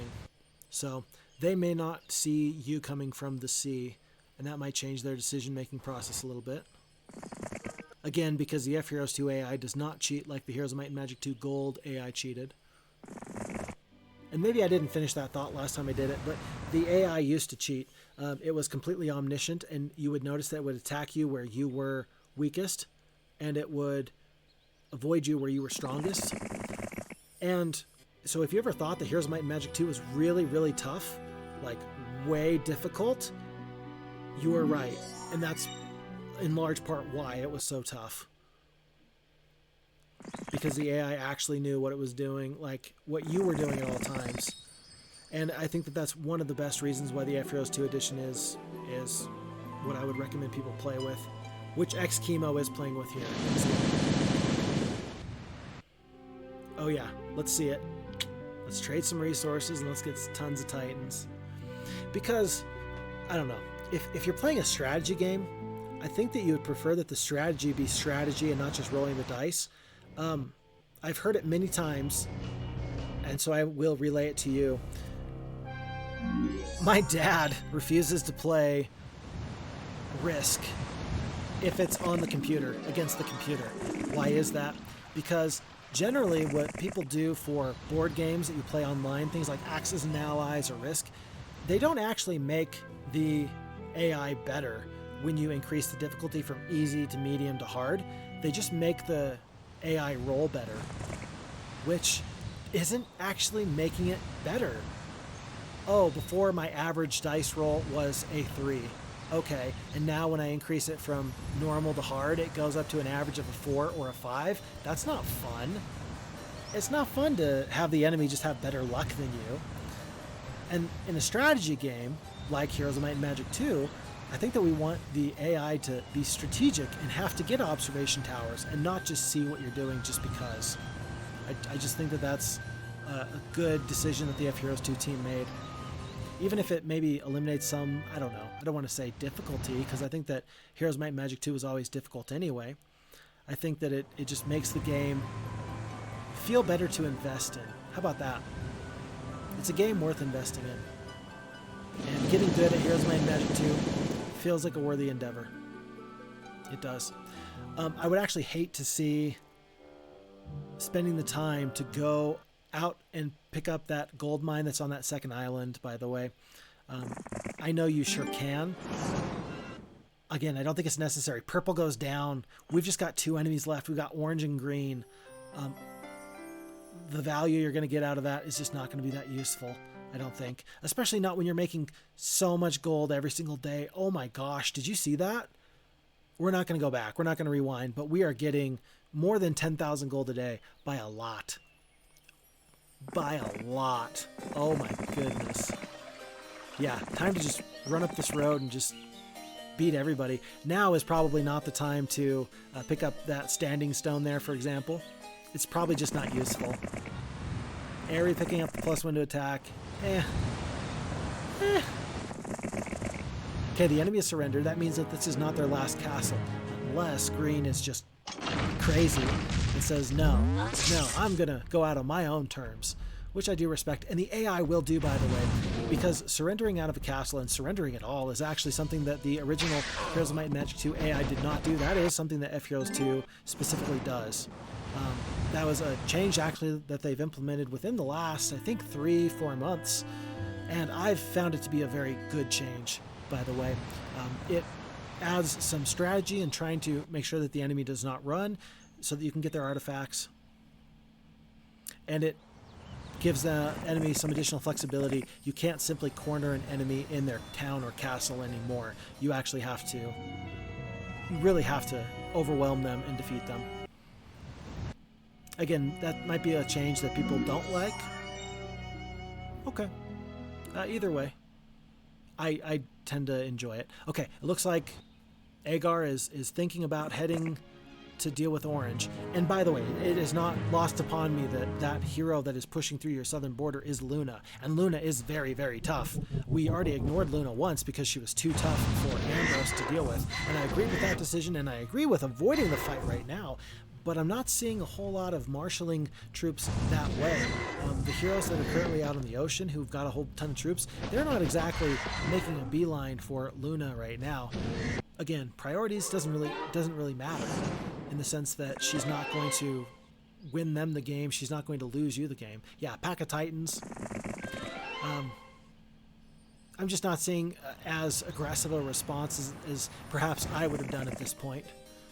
My priorities would be get down that road on the southeastern corner, heading west as soon as possible, and then exactly this, actually. Okay, we do have the same priorities. And then taking those heroes in the boat and going to that southern border to deal with Luna. Yep, okay, never mind, we are on the same page. This might be one of those times where, while you don't see me really striving to get the highest possible score, finish a scenario in the fewest possible days, that could be an opportunity that I think some people might take. That castle had black dragons in it. That warlock castle to the east, on the eastern edge of the map, that had black dragons in it. At the very least, it had the tower, if not troops ready for hire. Huh. Maybe I'm not the only one that's getting fatigued at this point. I'm getting fatigued just watching you because you're playing so fast. Enemy has fled. Yeah, oh, and this is Gwyneth. And Gwyneth is like 8 attack, 11 defense, and good spells and stuff. This is a good hero. And you're walking over her. Ah, no blind. Okay, they've got the Seeing Eye Pendant, or they have some other spell that will eliminate the possibility of casting low-level spells. We're not going to know. I'm guessing it's just the Pendant of Seeing, if I had to guess. Priority here, probably going to be the War Trolls. They can put out the most damage. Oh my gosh. 9 Greater Druids killed so many War Trolls there. That was amazing. Wow. Yeah, 8 attack, 11 defense. Not a bad use of your time to kill all those troops. And the goblins, I would say. Yep. Yep. And then you can actually do the double hex attack. You could cast a fireball here. It would be less damage, but it'd be fun just to kill 3 troops in a row. And then double hex attack, get the trolls. Yep. Either way, however you want to do that double breath attack, it's a good idea.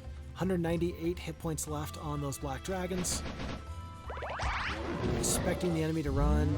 They probably already should have run. Yep, they should have run. If they wanted to save this hero, which I think that they should have, then that would have been the time to run. There's the Seeing Eye Pendant. Gwyneth must have attacked one of our heroes because those artifacts all look familiar. Granted, we've seen lots of duplicates in this scenario, and yet I feel like I've seen those particular artifacts at least once or twice. I could be wrong. I could be wrong. Unicorns now litter the map.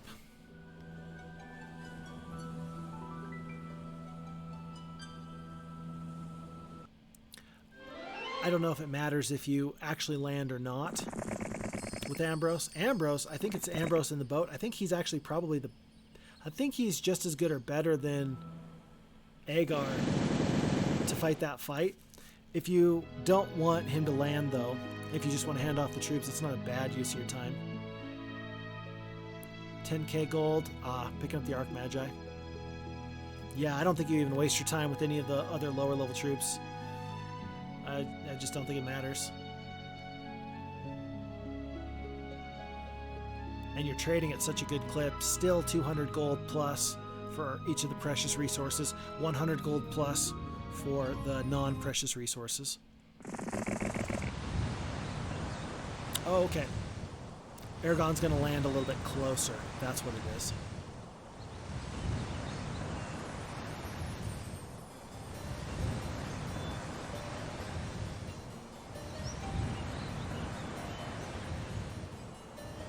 Yep. And then Golden Bow, +1 defense. I guess Agar should keep the Lightning Rod because he'll make better use of it. And it's a good insurance policy just in case the enemy does end up going to a place where only Agar can deal with them.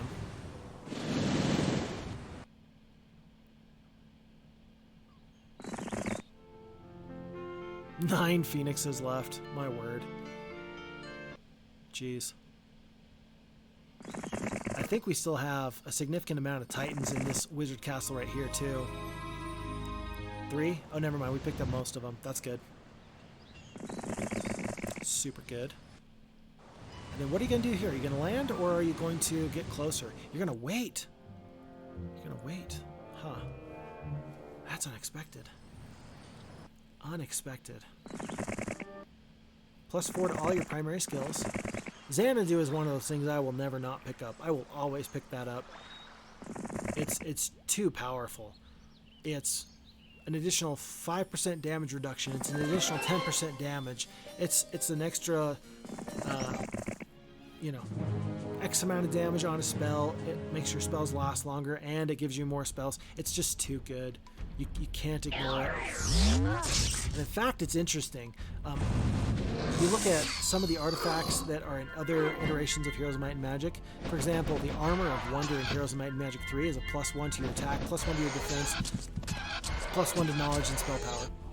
And it's actually one of the all-time greatest artifacts I think you can get, because it will cover up any of your weaknesses. It will, in some cases, double a skill that you just have none of.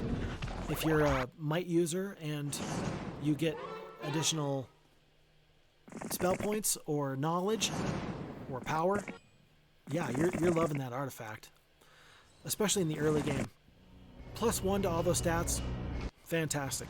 The fact that you can only get the +1 to all the stats from the Xanadu after you are level 10 or down to level 7, depending on your diplomacy, just highlights how great of a buff that is to get +1 to all those things. That's why the legendary Scepter, you know, it may seem, oh, it's kind of small, +2 to each of your artifacts. It's a total of +8 stats across the board, which I don't think that there's another artifact that does even better, minus the ultimate artifacts, right? But the fact that it's +2, +2, +2, +2 is just tremendous. Excellent. Turns a mediocre hero into somebody worth having immediately, any time of the day. Buddy, you can destroy them. You've got 11 titans, 7 black dragons, 2 red dragons, 14 archmagi, and a fistful of rocks. Buddy, you are the scariest thing that they have ever seen in their lives. I believe in you. If you don't believe in yourself, that's okay. Take my...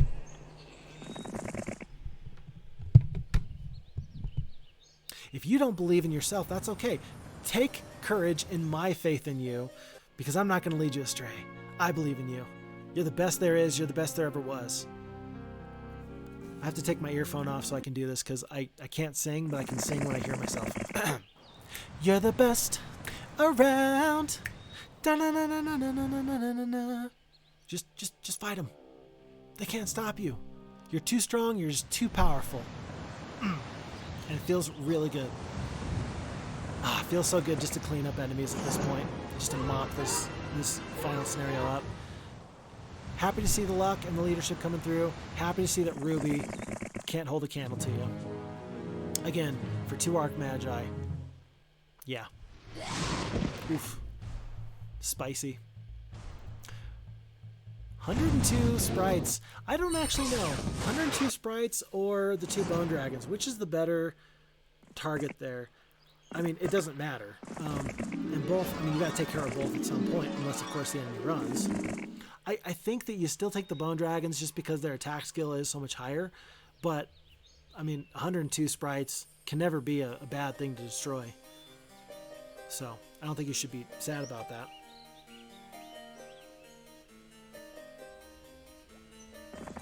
Still we adventure. Still we destroy. I'm amazed that you still have, slots for artifacts left over. That's what I was about to say. Crag Hack, Falagar. I think that this is probably going to be the end of green. Do I see one more green castle back the way we came? I think that we do, actually. Yeah, I think I see one more green castle back the way we came. I like this decision, by the way, to use your heroes interchangeably in this way. It doesn't really matter which one destroys them. It's a good choice, I think. It shows a lot of trust and faith in the process that you've put into your strategizing here, where heroes are interchangeable. and you've worked really hard to make sure that all of your heroes are really, really strong for this exact moment where you don't have to wait for Atlas to be the one to finish them off. So, good job showing faith in your own strategy.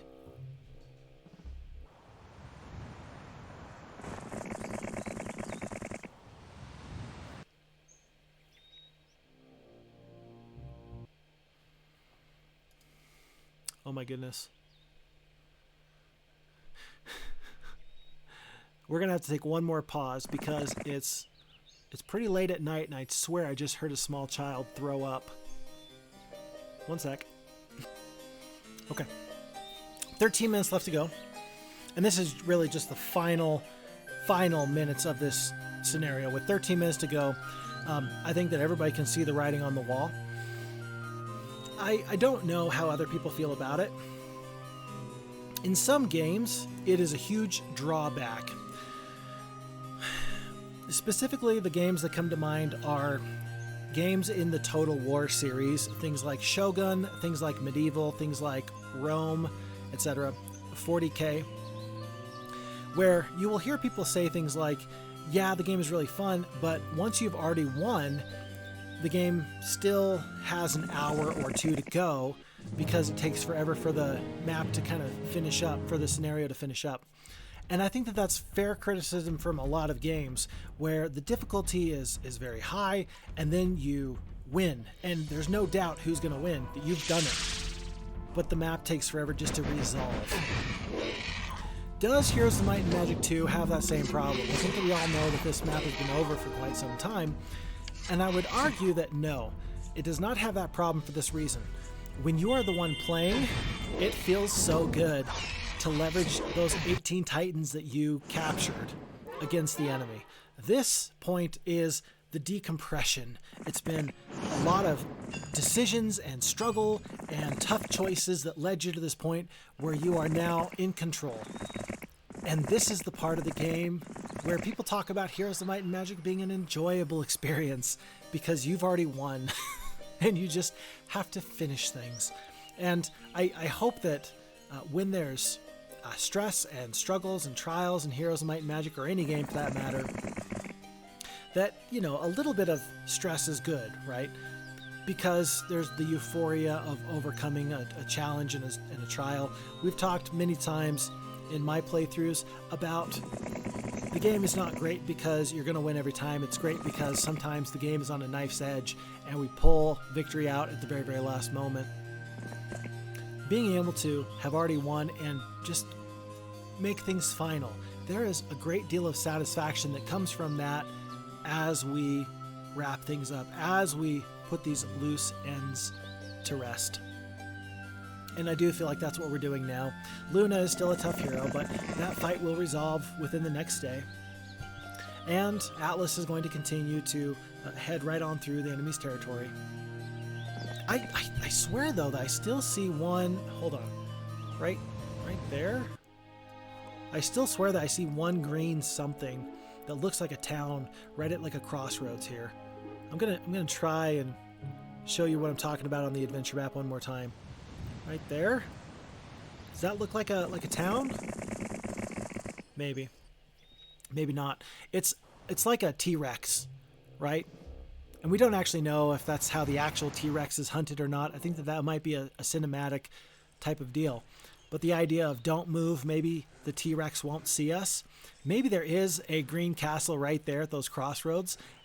And because there's no activity, XKimo and myself have just lost track of the hero that is maybe sitting in the garrison of that town. It's possible. Don't move, maybe he won't see us. That could be a thing. Otherwise... Oh, and this is nice, actually. We get to see all these troops move over. Just to make sure that Aragon really finishes this off quite nicely. I will be interested to see, actually, what artifacts Luna hands over. Unless we fill up our slots here. That's fine, too. That's fine, too. Yeah. Yeah, look at that. We're at a +1. We can actually get rid of the Badge of Courage, I'd say. If you wanted to. Glorious victory. At this point, you better fight every fight. Just so that way you don't rob the viewers of their satisfaction. I say you better, but I do it all the time. So I can't fault you there. This is a pretty big fight though. 10 Titans, 23 Rocks, 4 Black Dragons, 13 Hydras. And Luna is a very good hero. She's actually pretty darn strong with her spells. And knowing that there's 10 Black Dragons on our side, sure, there's a lot of stuff to do there. But her spells can affect more than just the Black Dragons. A lot of damage went down onto our Titans. That was actually pretty sad to see. But I think that we actually held up remarkably well despite that.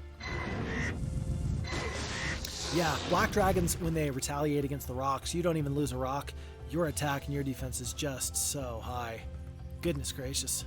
Good use of the haste there to counteract any kind of slow. 2 more Titans going down. Tremendous. Tremendous.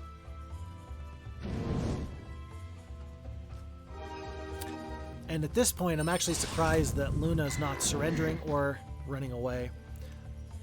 I mean, I guess she would have to have surrendered. And maybe she doesn't have the gold in her coffers in order to surrender. The enemy can sometimes run into a problem with that. And so, whether we see her again or not, I highly doubt that the enemy will find a way to hire her again, given that she did not get to run or surrender. Observation tower at this point. Really? Oh, you already know where the enemy is, don't you? You say follow the Yellow Brick Road. And I agree. This would be an interesting time for diplomacy, by the way. If you know you're going to be playing a scenario that's massive like this, knowing that there's eventually going to be a month of the whatever, it could be a good idea to have one hero who specializes in diplomacy, so that way you can pick up a whole army of unicorns. I know that there's not huge stacks of unicorns here, but that would be fairly interesting to utilize the troops that you come across, even if they are a level 1 creature, say unicorns, month of the unicorn or something. It could still be worthwhile. It could still matter. If for no other reason than bragging rights, to say that you are Clancy 1.0, you can sweet talk the unicorns, that could be worth your time. Folks, by the way, as this scenario comes to a close here, want to give XKimo huge thanks, by the way. I've put out the request that individuals can forward me their playthroughs, and XKimo, thank you so much for coming through in the clutch. I appreciate very, very much your willingness to be a good sport and put yourself on display. It can be very nerve-wracking to want to play a game in front of people, because you don't want people to think that, you know, you're not very good and you're opening yourself up to maybe potentially being criticized, and that's very nerve-wracking. So I appreciate very, very much your willingness to bite the bullet and to be brave and to take the time to do this. Thank you so very, very much for your playthrough. This has been terrific. I think that this has been a wonderful playthrough. And when I talked in the very beginning about giving you the opportunity to shine, I think that you're taking full advantage of this. I am really very impressed and very floored. And I've always known that there are tremendous players throughout all of Heroes of Might and Magic, whether it's 1, 2, 3, 4, 5, or beyond. I am grateful that I get to see some example of correct and high-level play here. I think that this is tremendous. So what a great playthrough this is. What a great way to start this this new series of Phixfox Shoutcasts. And I couldn't imagine this going any better, and I'm grateful that on this huge map that you really kept the speed up, and somehow we were still able to finish under the 3-hour mark. That is perhaps one of the most impressive bits of this whole thing. Not to mention the early game was very, very well done. What are some of the strengths I see from XKimo here? Prioritizing. A very good job of making sure that you are not losing sight of what's going to help win you the game. That's number 1. Number 2, tremendous use of heroes. Very early on, I thought to myself, oh, this is going to be the last hero he hires. You know, there was 3 heroes out of the map. Nope, there comes a 4th. No, here comes a 5th.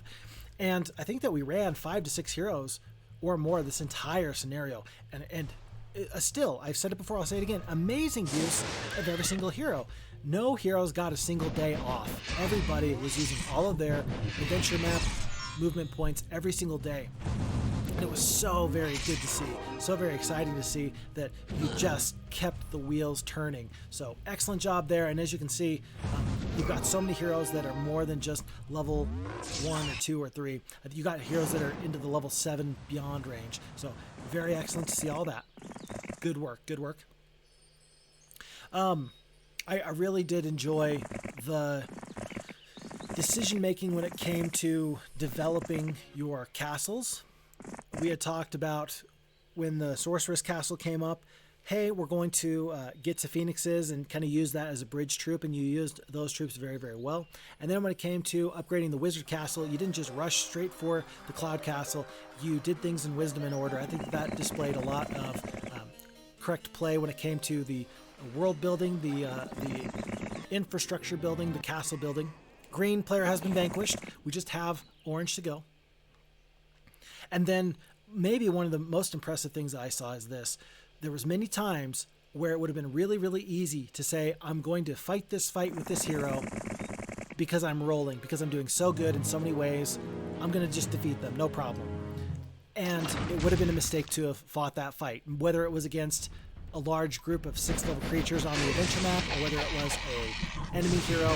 You made the correct decisions even when things were going very, very well, which sometimes would be hard to do, right? You get rolling and you're doing so well, and it's hard to slow down and think, wait a second, is this the best decision I can make or not?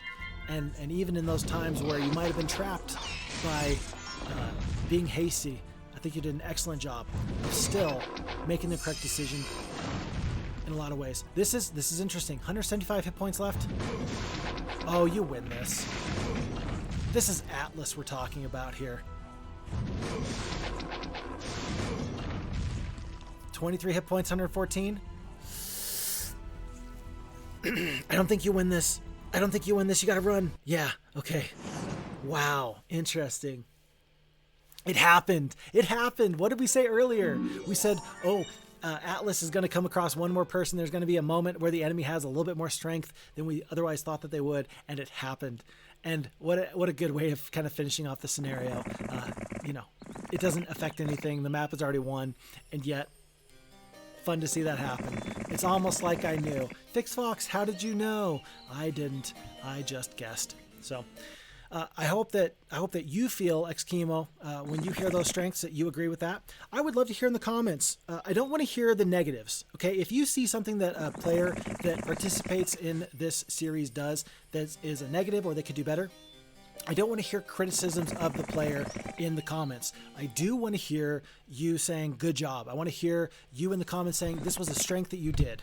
Okay, and if that player who participates in this series, if they comment and they say, guys, I would like to hear criticism from you, or I would like to get feedback on what I could do better, okay, let them have it. But otherwise, I would prefer that if you do have some constructive criticism, probably keep that to yourself unless they invite that feedback. Otherwise, if you have good things that they did that I didn't mention or I didn't say, but you think that you really want to give them props for, I think that would be a wonderful thing. Because we're not here to razz people, we're not here to give people a bad time. We're here to appreciate the strengths that people have, and again, let people shine. So, orange player has been vanquished.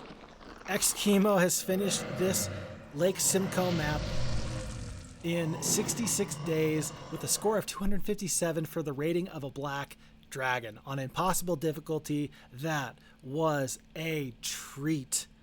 My word. So, thank you so very, very much for the playthrough. Thank you so very, very much for taking the time to watch this. If you thought that this was worth your time as a viewer, if you enjoyed my analysis, or if there's some way that you think that I can improve, I would love to hear that from you.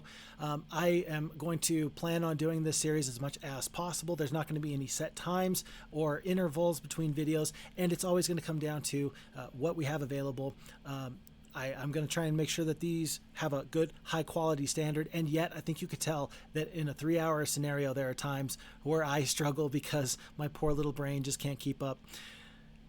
And again, XKimo is playing very, very fast. But if you have feedback from me, I would love to hear it. If you thought that this was a fun time, I would love to hear that as well. Folks, thank you so much for all the support and the good vibes. Look out for you, look out for your family, look out for your friends. And if you don't, who will? Once again, my name is Phixfox. Thank you, XKimo, and I will see you in the next one. Take care.